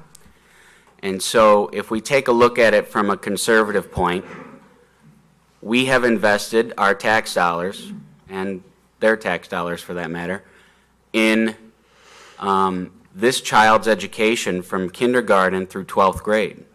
And prior to DACA, what happened to that child? They were not allowed to go to college. They were not allowed to enroll in a college because they were an illegal immigrant, or an undocumented immigrant, excuse me. But now DACA provides that child and provides that investment. I mean, if we take a look, I mean, I'm a humanitarian. I believe that those children that were brought here deserve to stay here, and they're, as no fault of their own, need to be here. But if we take a look at it purely as an investment standpoint, we've invested in that child's education, and now we've just lost it. And so I would support a pathway to citizenship, and I would support DACA. Ms. Underwood? So I stand with the Dreamers. I think it's really disappointing what we've seen happen so far in the Trump administration. You know, we are in this position because President Trump recklessly eliminated the program. We had a bipartisan solution that was implemented by President Obama. And so now, guess what? Congress is dysfunctional. And we are in a position where these hundreds of thousands of children stand in waiting. It's unacceptable. They're Americans. And I believe that we need to very quickly come to a solution. I believe that the people of the United States stand with us, stand with those children, and that really it's the Washington Republicans and the politicians who are not able to work out this compromise. It's ridiculous. We need comprehensive immigration reform, not just action on DACA, but this is common sense. Let's get it done. And Mr. Weber? Yeah, I believe in DACA. I believe in allowing young immigrants to stay in this country. And this is another one of those examples where you have to question why we're even arguing about this. The last poll I saw, I believe 87% of Americans believe that young immigrants should be able to stay in this country that fall under DACA. So, you know, again, this is the extremists that are bringing up this argument and causing this to even be an issue. That shouldn't happen in our government. This is a democracy. And I think one thing we need to do is, what I would like to do is do a better job of pushing, again, facts and data. You know, when you see public opinion polls where the mass majority of the public doesn't agree with what the government is doing, that's just not right. But yet nobody's bringing that up. I don't understand that. And I will do that. That's my goal. Okay, Mr. Brawley? So yes, absolutely stand with the Dreamers and a full path to citizenship. Over the course of the campaign, I've had the pleasure of meeting with 2 or 3, I think it was 3 total DACA recipients, 1 from DeKalb and then 2 from Oswego. And the reality is they provide so much in the way of diversity and benefit to this country. And this is really a stain on our democracy and on our country here. I should tell a story that Rosa and I, so Rosa was born in the United States, so this isn't something that's directly applicable to her. But the other night we were discussing that her job was eliminated as a teacher next year. And there was, you know, we were upset that she might have to go to a new school with our kids. And it dawned on me, and I said, well, what if you were a DACA recipient, that through the reckless actions of the president, it's not that your job got eliminated, that you might be kicked out of this country next year, a country that you've known since you were an infant, you could have. I think that's just terrible. Obama protected these individuals, and Trump is holding them hostage, and we need to stop that. Mr. Hata? Yeah, when it comes to DACA, I've got a stepchild that qualifies, excuse me, under that program. And I don't think that we understand the amount of hatred, the amount of grief that these kids go through. And, of course, I support a pathway to citizenship, but I don't think you understand the fear that these kids have that they have to go back There's countries they don't even know. And not to mention the hatred in the eyes of people. What I'm with my daughter is sometimes very disturbing. Thank you.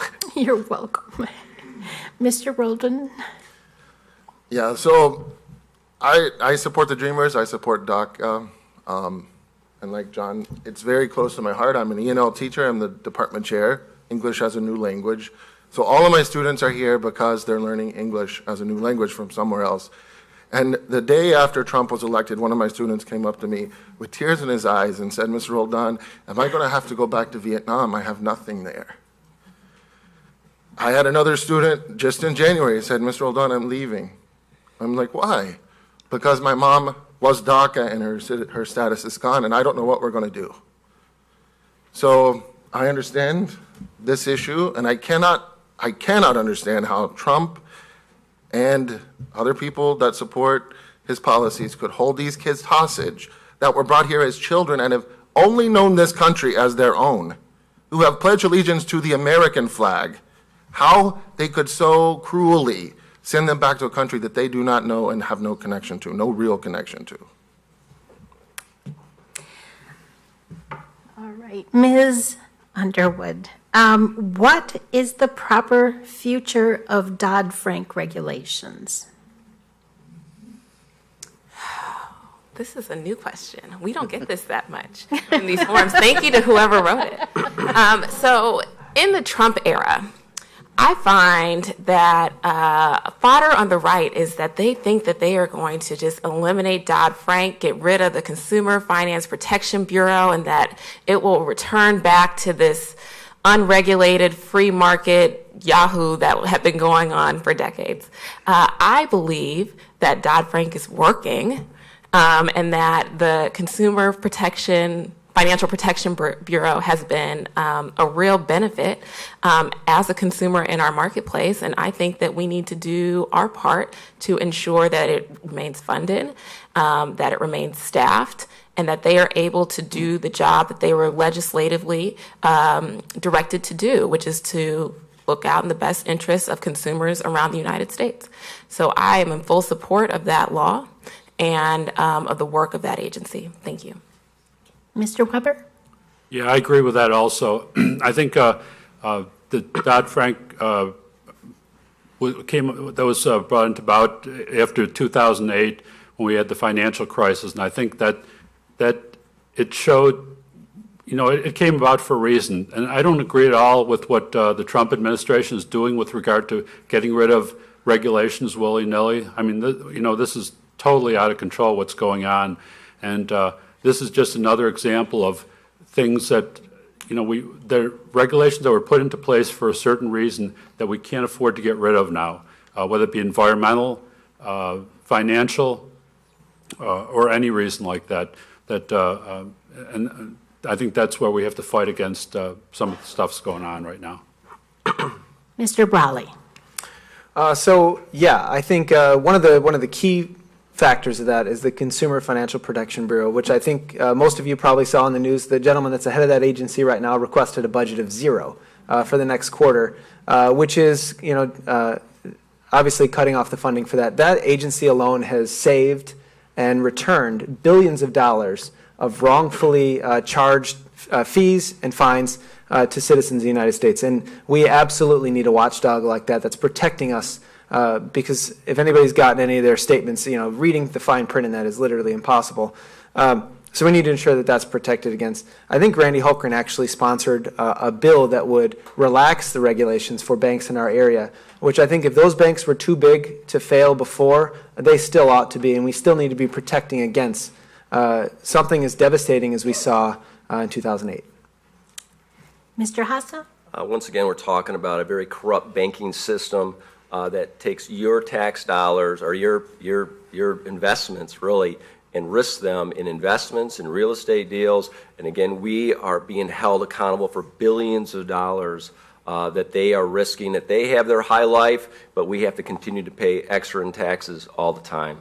And so there has to be stronger regulations against the banking industry so they're not taking our dollars, investing them, taking huge risks, and then when the whole thing explodes, we're holding it back. It's just another example of corruption in our system. Thank you. And Mr. Roldan. Yeah. So let's not forget that Dodd-Frank was put in place after the Great Recession, which was almost the second Great Depression, right? And that came about because of Glass-Steagall being repealed, right? Which was also laws that protected everyday people, the middle class. They were rolled back by some people that believed that we had too much regulation, and let's just go willy-nilly in the banking sector and finance. And we saw what happened.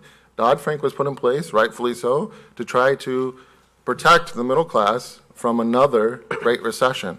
So I do support Dodd-Frank. And Mr. Swanson. Any guesses where Randy Hultgren gets 76% of his campaign money from? Financial institutions. Any guesses as to how he voted to loosen the regulations on Dodd-Frank? He voted in favor. In fact, he did co-sponsor a bill on that. Dodd-Frank is there for the consumers. It's there for the people in this room, there for all of these people up here running for office. We need to strengthen Dodd-Frank and make sure that we don't fall into another Great Recession that could lead to a Great Depression. Thank you. All right, Mr. Weber. Democrats are often accused of throwing money and government regulations at problems and ignoring free market solutions. How would you respond to that? Yeah, that was in the past. Obviously, things have changed a lot in the last year, I think. Obviously, there's been a big flip-flop in what's going on right now with what the Republicans have done over the last year. When you look at, the tax bill that just got brought into play, I mean, if you look at the economics behind it, it's absolutely ridiculous what they've done to have these massive tax cuts right now when our economy is booming, and chances are we're going to be heading into a recession in the next year or two, and we're not going to have any money to get to stimulate the economy when that happens. But the Democrats need to step up to the plate and I think take over that role of being fiscally conservative, more fiscally conservative. In other words, we have to start reducing our debt. I think that's one of my major, easily solvable problems because it's what we've done. We did it after World War II, and we had a little bit bigger debt than we had now by raising the taxes on the wealthiest, basically. That's what we did. And we can do it again. And Democrats need to step up to the plate to do that because we can't afford to become less fiscally conservative. That's the case. Mr. Brawley. So the question was throwing money at problems and regulations at problems. The reality is the problems are the business folks, the biggest business community, the banks that are taking advantage of consumers, like we just talked about in the other problem. And if you're talking about throwing money at problems like our infrastructure, which is not funded, we certainly need to throw money at that. That puts good people to work. That's jobs you can't outsource, and that's economic development for the communities that have that. You know, as mayor of my hometown, that's one thing that we did. We funded our infrastructure. Really see a double investment in that, and so I think ultimately we need to ensure that we're funding things that we need to fund, and the middle class folks are protected. Mr. Hasta. Free market. The greatest con game that's ever come down the pike. We have free market as long as we're taking advantage of fascist types of governments like China and other areas of the world, and where they can exploit people, exploit them physically, exploit them in many, many different ways in unbearable situations. Those people we have free trade with. But however, when it comes to our energy sources, when it comes to our health care, free market just goes out the window. Because therefore, that's when the corporations come in, put in their monopolies, put everything in place. So there's not a free market. Free market doesn't apply in this country. It only applies when we're taking advantage of other countries. And that's why we have the problems that we have here today. And that's why we have income inequality. So when we talk about regulation, what we're really talking about is the people of this country starting to control the dogs, the tigers, the corporations, to put them under control so we have a better lifestyle, and they're out of control. Thank you. Mr. Roldan. Yeah, could you repeat the question? Sure. I want to make sure that I... Sure. Democrats are often accused of throwing money and government regulations at problems and ignoring free market solutions. How would you respond to that? So I believe that trading is good, buying and selling is good. I support that. I also believe that we need to pay taxes. I know I don't like to pay taxes, but I'm a teacher, right? And I believe in public education, so we do need to pay taxes. I'm proud that Democrats take the position that they want to fund public education, that they want to pay for infrastructure and build our roads. I think the flip side of the question, though, is Republicans don't like to spend money, but I would disagree with that, because if you look at all the money they spend on defense, the real and what they've done with the tax bill and our deficit, they do like to spend money, right? It's just about what we choose to spend our money on. Is it going to be to protect people, or is it going to be to keep up these wars that seem to never end? Mr. Swanson. Looking at my nose. I think the fact that Democrats get accused of throwing money at a problem, first of all, I don't think that money is the be-all, end-all, but as President Obama once said, it does help.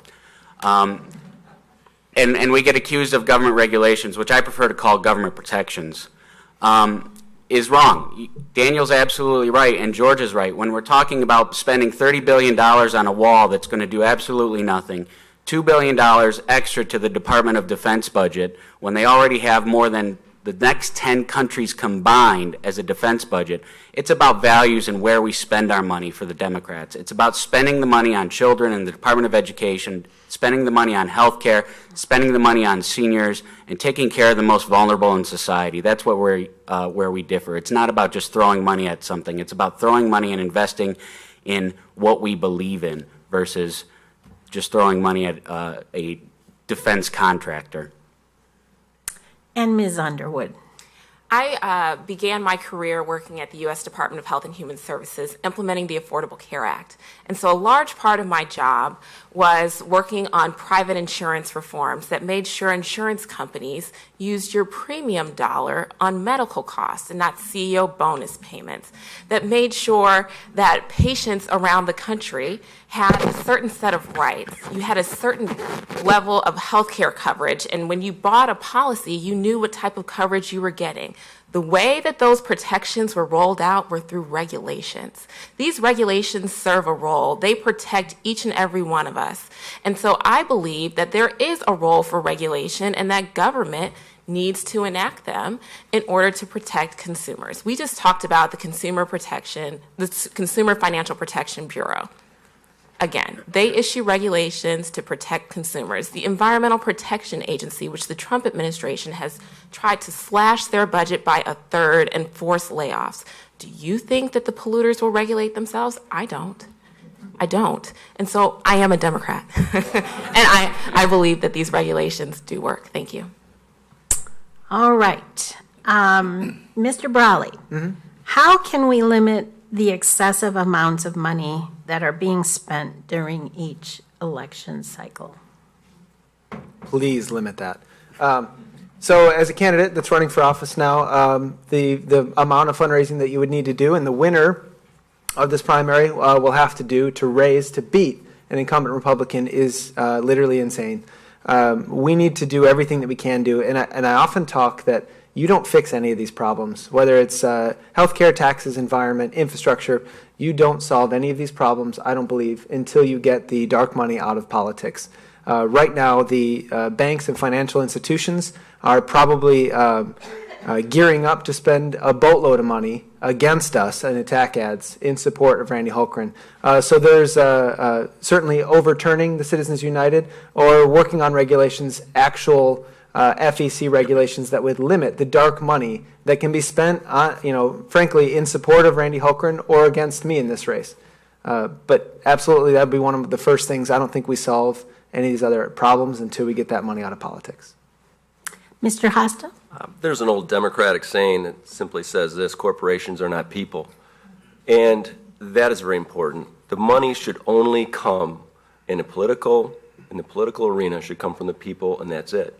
These corporations have no business doing the things that they're doing in our politics. This is what's polluting the environment. This is what's polluting our government. This is why we have these problems in every facet of our lives, is because they have started to pull the strings on the puppets in our government, and we need to stop this.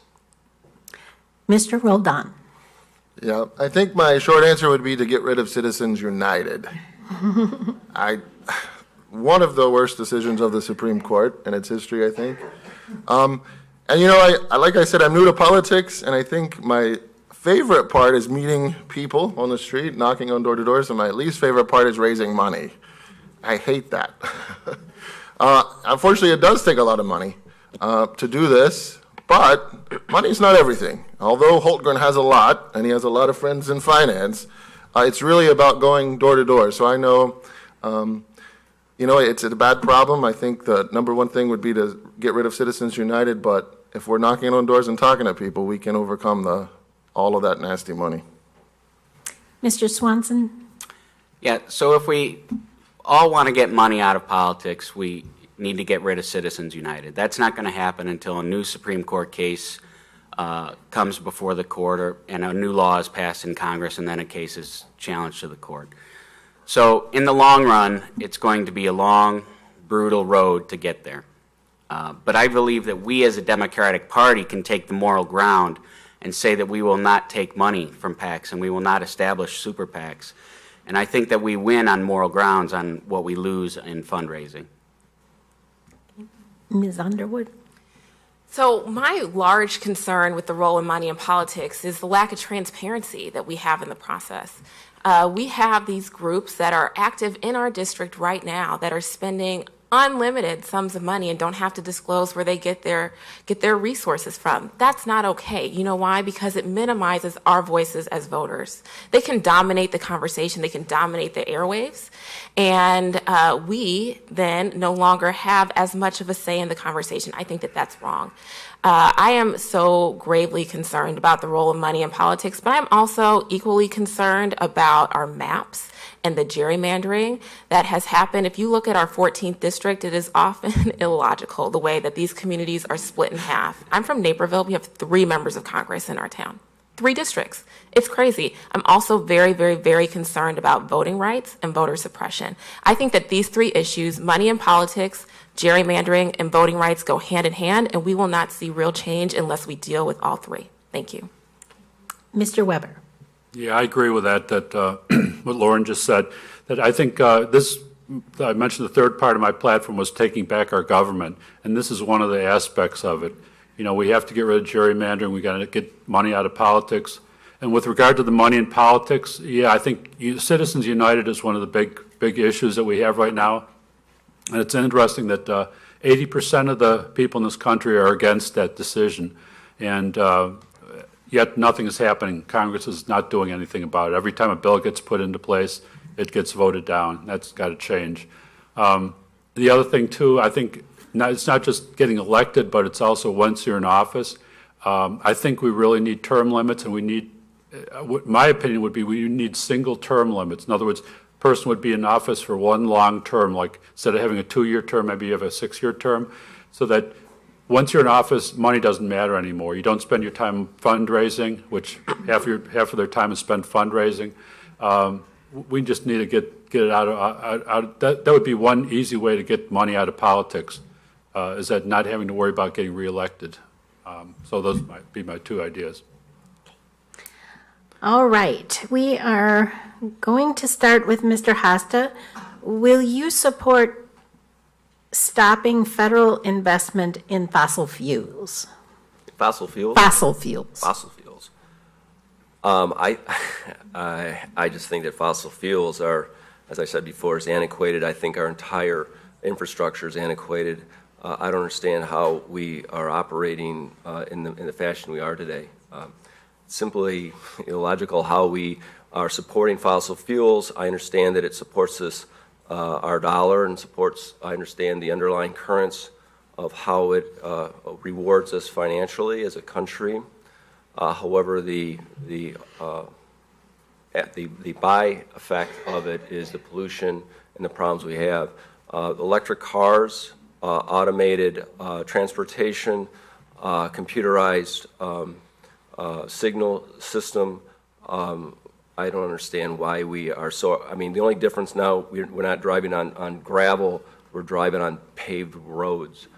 I don't understand why we're so backwards in our society, in our travel, in our communication. Fossil fuels is utterly nonsensical. Thank you. Mr. Rodan. Do I believe that fossil fuels, big coal, big oil should be subsidized by the government? Absolutely not. I think that some natural gas can be clean, so I support that because I support clean energy. I think that we need to invest more in wind, solar, geothermal, because that's the future. If you look at other countries around the world that are developing quickly, like China, they're investing heavily in these types of energy sources because they realize that is the future. If you look at Germany, other countries in Europe, that's where they're investing. We need to do the same. We need to invest in new green technology because that's the future of the jobs that will be in the 21st century. Mr. Swanson? With oil companies having record profits, they don't need federal money to find fossil fuels or to help them with their profits. I would support instead federal investment in renewable energies. Right. Ms. Underwood? I think it's really important for the United States to continue to set ambitious goals to reduce our reliance on fossil fuels. That's part of what was part of the Paris Climate Agreement that the Trump administration walked away from, was that nations across our globe were setting these ambitious goals that we were going to work towards together. And so we know that these goals will not be met in the next year or the next 2 years, right? There's a little bit of a runway to get there, but I think it's really important that we maintain our commitment to reducing our reliance and certainly our investment in these energy sources that only serve to further pollute our environment and accelerate climate change. If we're really serious about slowing down and really turning the tide on climate change, we need to be serious about our reliance on fossil fuels. Mr. Weber? Yeah, I'm against subsidizing any kind of fossil fuels. As a matter of fact, I'm for the opposite. I believe we need a carbon tax. Right now, clean energy, wind and solar is cost competitive with fossil fuel-based power generation. So we're already at the point where we're at a point of no return as far as going to clean energy, and the cost of clean energy is dropping compared to fossil fuel-based energy. We need to, because of climate change, we need to accelerate that switch over. Unfortunately, and the best way to do that is with a carbon tax. California's had a carbon tax for years already, and theirs has worked very well. We need to implement that everywhere. A lot of other countries are already doing that, of course, the European countries. And in addition to that, one other issue I think we need to touch on is we need to keep our grid open. That's another issue that's coming up with people who have solar roof collectors on their houses, that power companies are closing down the grids on them or charging extra for having them feed back power. We need to make sure that's not an issue either. So both those things will help drive us away from fossil fuels and towards clean energy. And Mr. Brawley? Yeah, we absolutely stop investing in the fossil fuel industry and start investing in renewable resources and renewable energies. One of the unsung stories of last year was when the president pulled us out of the Paris Accord. The nation's mayors, representing over 75% of the nation's population in this country, signed on and stood up and said, we're not going to walk away from this. The entire world now is sitting at a table working on a plan to reduce greenhouse gases.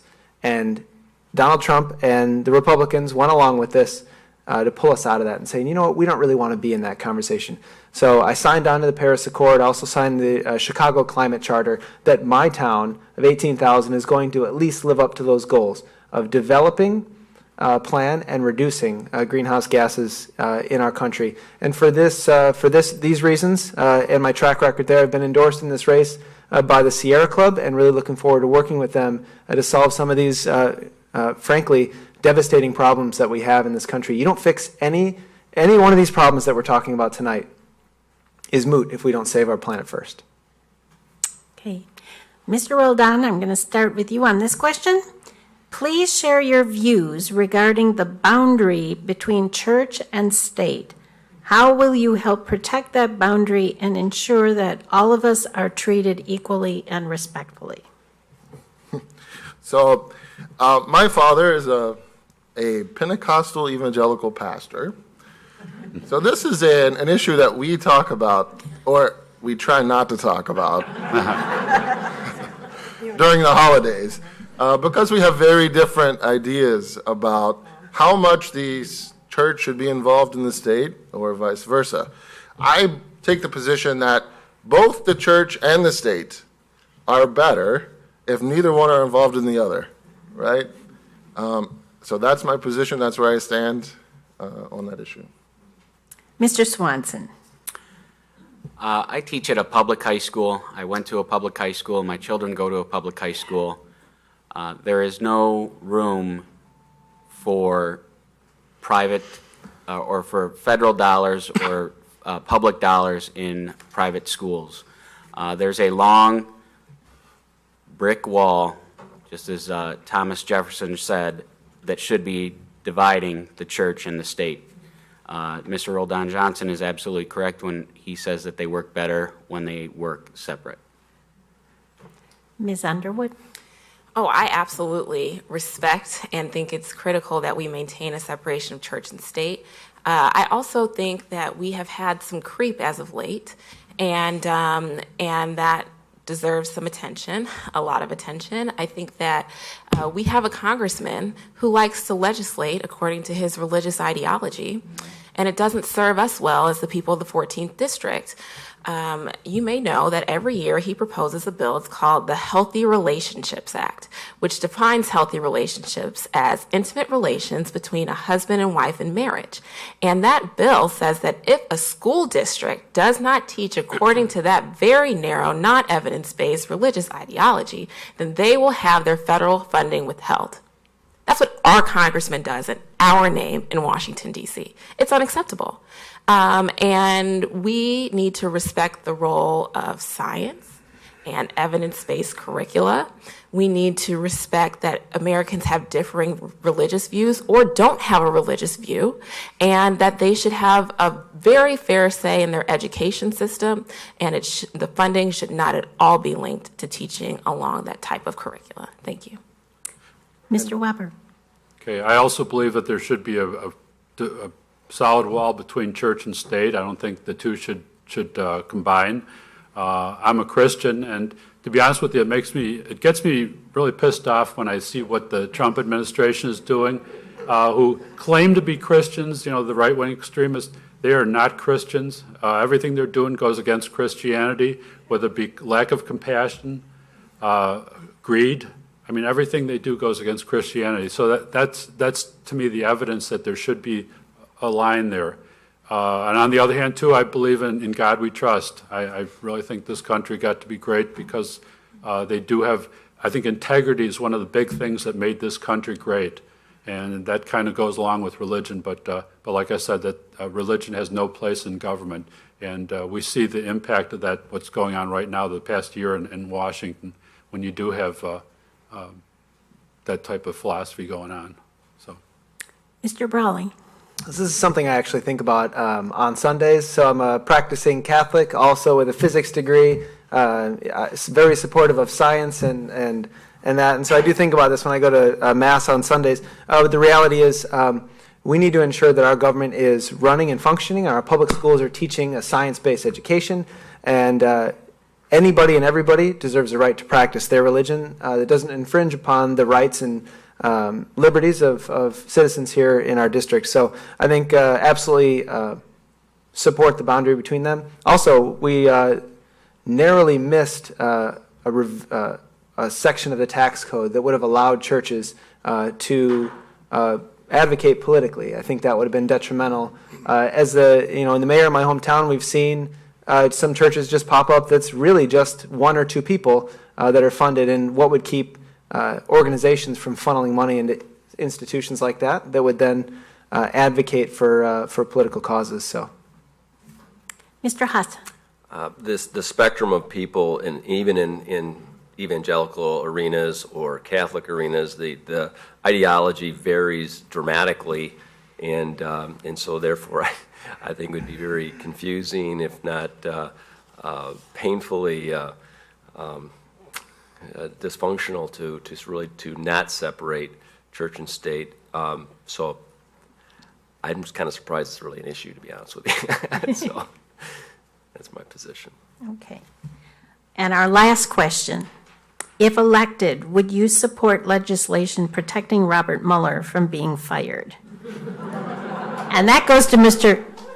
Swanson. Yes. You mean on the date when more indictments were handed out? Yes. Ms. Underwood. Yes. Mr. Weber. Yes. I mean, I think the American people deserve to know what's going on in government, and the fact that there are so many Republicans who are trying to undermine his efforts, along with the president himself, is truly unbelievable to me. I think we've never seen anything like this going on in government before, and he needs to complete his job. I think he's doing a fair job. I think most people agree with that, and he needs to conclude his whole effort and see where it leads. Mr. Brawley. Yes, yeah, nobody is above the law, and I think we need to ensure he does his full investigation in that regard, because frankly, our democracy depends upon it. Mr. Hosta. I think we're all on board on that. I mean, I think you have to allow the investigation to proceed and carry it through. But I will say this, that when it comes to the FBI and CIA, I think there needs to be stronger control.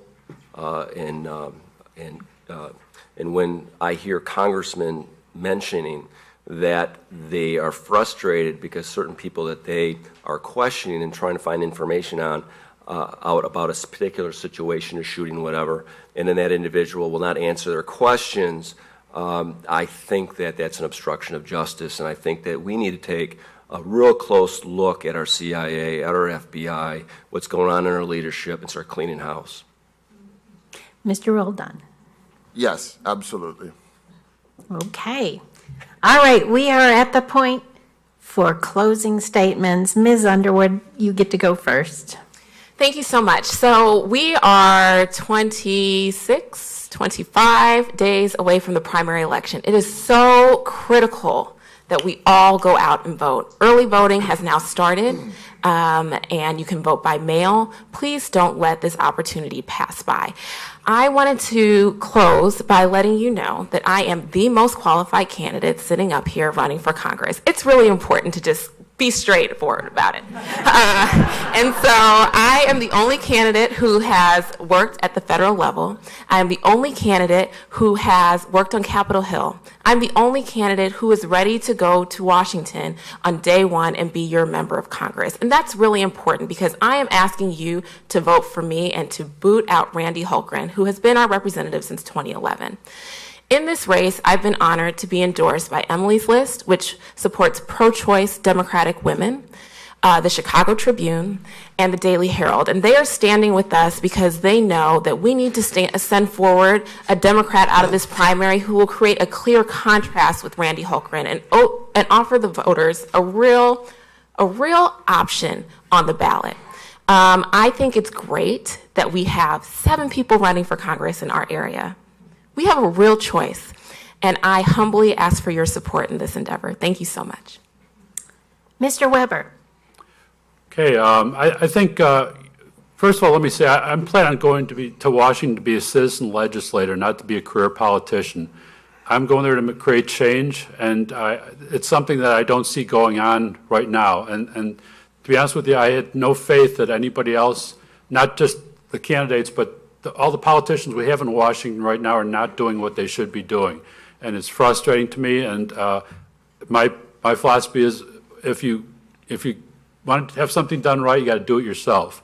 So first thing I'm going to do in Washington is Citizens United. 80% of the people are against that, and including most Republicans. It's only a couple points spread between Democrats and Republicans, and yet nothing's been done in the last 8 years since that decision got made by the Supreme Court. There have been bills submitted called the Disclose Act. I plan on going there to basically resubmit that. And if it doesn't get passed, which it probably won't again, even though I think the Democrats are going to have a majority in at least the House and possibly the Senate after this coming year, we need to rebel against Congress. I mean, we need to take back our government. Besides just getting rid of gerrymandering, which is a long-term type of thing, campaign finance, all these things, we need to make sure that Congress represents the American people, the will of the American people, based on public opinion polls. And everything that's being done goes against what the American people want. We can't live with that anymore. And it's going to take something more than just going there and voting to get that to happen. And I plan on being more, I guess you could say, militant when I go there. I'm not just going to go there and vote. If they don't do what the will of the American people is, we need to bring that up. We need to do something about that. And I'm totally frustrated, as I imagine many of you are, with what's going on. We need to change it because our future generations are at stake. We can't keep going in the direction we're going right now. So, thank you. Mr. Brawley. So I want to thank the League for hosting this tonight and all of you for sitting through several hours of people talking this evening. I think what you've seen is we largely agree on the framework for solving issues that confront our middle class. But the real question is which one of us, and that you guys need to ask yourselves, is which one of us is best qualified to take on Randy Hultgren this year and fight for middle class folks in Washington, D.C. And I think it's me. I wouldn't be doing this if I didn't think so. I have a record of results in Montgomery of funding our infrastructure and working with people on both sides of the aisle to get things done. And that's the one thing that mayors are tasked with. Protecting our environment in Montgomery and cutting taxes on the middle class at the same time. Because of this work on my campaign, or because of this hard work, we have nearly unanimous support amongst local organizations, local people who know this district and know the residents in it. Whether it's the AFL-CIO, the Sierra Club, the Illinois Federation of Teachers have all endorsed us, the bricklayers, Congressman Bill Foster, Congresswoman Jan Schakowsky, and a dozen other local elected officials and groups. The reality is they're supporting me because they believe that I'm the best qualified candidate in this race to take on Randy Hultgren and fight for the middle class in Washington, D.C. So again, I'm asking for your vote and your support this evening. I hope that I've earned it, and if I haven't, I will keep working hard until I do. And so I appreciate your time this evening, and I look forward to working with you. Thank you. Mr. Hasta.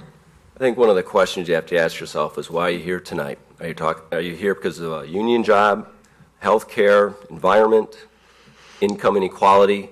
All these different things that we look at is why you might be here, but we also have to look at the reality of the situation. The reality of the situation is I ran 2 years ago, and we had the second closest primary in the state. Now, Jim went on to take on Hultgren, and he lost by 60,000 votes. That's enough votes that if you take McHenry City and Batavia, put them together, you're still 8,000 short. I believe I believe there's a very good people at this table. We agree on almost everything. I'm the most moderate of them all, and I believe that you have to look at the final result. I'm going to have a very difficult time in the primary. I'm not going to deny that. It's not because of lack of hard work or talking to people. It's because I'm not on board with your canned and typical answers on every single issue. However, you take a person like me, I'm the one person here that can unseat Randy Hultgren without a doubt. I can offer many different ideas that we have in common, but there's also certain things in that I'm very moderate, and as a result, I can appeal to that moderate Republican and draw a lot of votes from that area to win it. Again, how many times have we won in the last 100 years? 4 times? 5 times? The reason I'm running isn't so much that I can necessarily win the primary, but I'll tell you one thing, I can win the major. That's a promise. Mr. Roldan. Well, I would like to thank the League of Women Voters for having me and having us. I think it's been a great night. I don't have a lot of the insider connections that most Illinois politicians have, although I don't necessarily think that's a bad thing. But I do have an unyielding belief that if we, the people, decide and demand that our voice is heard, that real change can happen. We can solve our nation's problems. We can demand that worker protections are strengthened. We can combat income inequality. We can address DACA. We can protect the dreamers. We can lead by saying we believe in the victims of the Me Too movement, not the perpetrators, and we can hold those perpetrators accountable, including the president. We can do these things. We can strengthen Social Security and Medicare. If we work together, if we demand that our voice is heard. I understand the 14th leans slightly Republican. It may have even been built to protect a Republican. But I have hope that together we can do this. Now, I would like to be your voice in Congress. I would like to be the voice of people like my grandfather and people like George Garcia, who I mentioned earlier, the dreamer, the retirees and workers who worry about their pensions and their jobs and their retirement. I have hope that together we can move America forward. Thank you. And Mr. Swanson. Thank you. I was the first candidate to enter the race against Randy Hultgren. I got into this race without knowing what I was doing. I got in, as I told you, because I was told that I couldn't do it because I didn't have the time to raise the money to run this race. And then I was challenged by somebody to tell them why I was running. And I was challenged to not use the words Trump or Hultgren. Because we need to be more than anti-Hultgren and anti-Trump. Because if we don't stand for something, as Hamilton says, you'll fall for anything. And so that got me to thinking. I'm deciding that I'm running for my father. My father is 81 years old and he has Parkinson's disease. He relies heavily on Social Security and Medicare. And without those, he wouldn't live very much longer. We need to strengthen those instead of weaken those, as Paul Ryan wants to do. I'm running for office for my sister. My sister's a diabetic and a scientist at Fermilab. She believes that humans create climate change, and I do too. She does not deserve to not be insured because she has diabetes. She's going to have to think long and hard if she wants to stay at home to take care of her 18-month-old child before she quits that federal job. And that's not fair, because she may not get insurance again. I'm running for my niece. My niece is a special needs student up in Wisconsin. Betsy DeVos says she doesn't deserve an education like other children. I disagree. I'm running for my daughter. My daughter deserves to be paid the same exact amount of money as my son for doing the exact same amount of work. And she deserves to make decisions with her body without anyone interfering with that. And she deserves to speak out if, for God forbid, she ever gets in the Me Too movement. And I'm running for my students. As we see every day on the news, those students in Florida, those students in Batavia, those students at Oak Park River Forest, they're standing up and they're making me proud to be a high school teacher because they're our future. And if we don't invest in them and we don't believe in them and we don't start putting our money where our mouth is with them, we're going to lose them. And we need to invest in what our values are. And we need to invest in a brighter tomorrow for those students. That's why I'm running. Thank you, all of you. I would like to remind the audience of a couple of other forums coming up. If you would like to hear these candidates again for the 14th Congressional District, the McHenry County League of Women Voters is having a forum on Monday, February 26th at 7 p.m. at the McHenry County College at 8900 Route 14 in Crystal Lake. There is a forum for the judges that are running in the 16th Judicial Circuit of Kane County. That is being held by the Elgin League, I believe, and is being held at the Gail Borden Library, 270 North Grove Avenue in Elgin. And that will be February 28th at 6:30 p.m. And at 6 p.m. there will be a meet and greet with the judge candidates. And then finally, the Central Kane County League of Women Voters is going to host another forum here at Batavia City Hall on March 8th. That's Thursday, March 8th at 7 p.m. And we will have the candidates for the Kane County Clerk's Office, the Kane County Sheriff's Office, and the Kane County Board candidates for Districts 11, 13, and 15. I thank you very, very much for being here tonight. I thank all of the candidates that are sitting up here for the 14th Congressional District for being here and participating with us. If there's others, the other candidates for the 49th and 65th District in Illinois, I thank them again, and please, we look forward to seeing you all again in one of the future forums.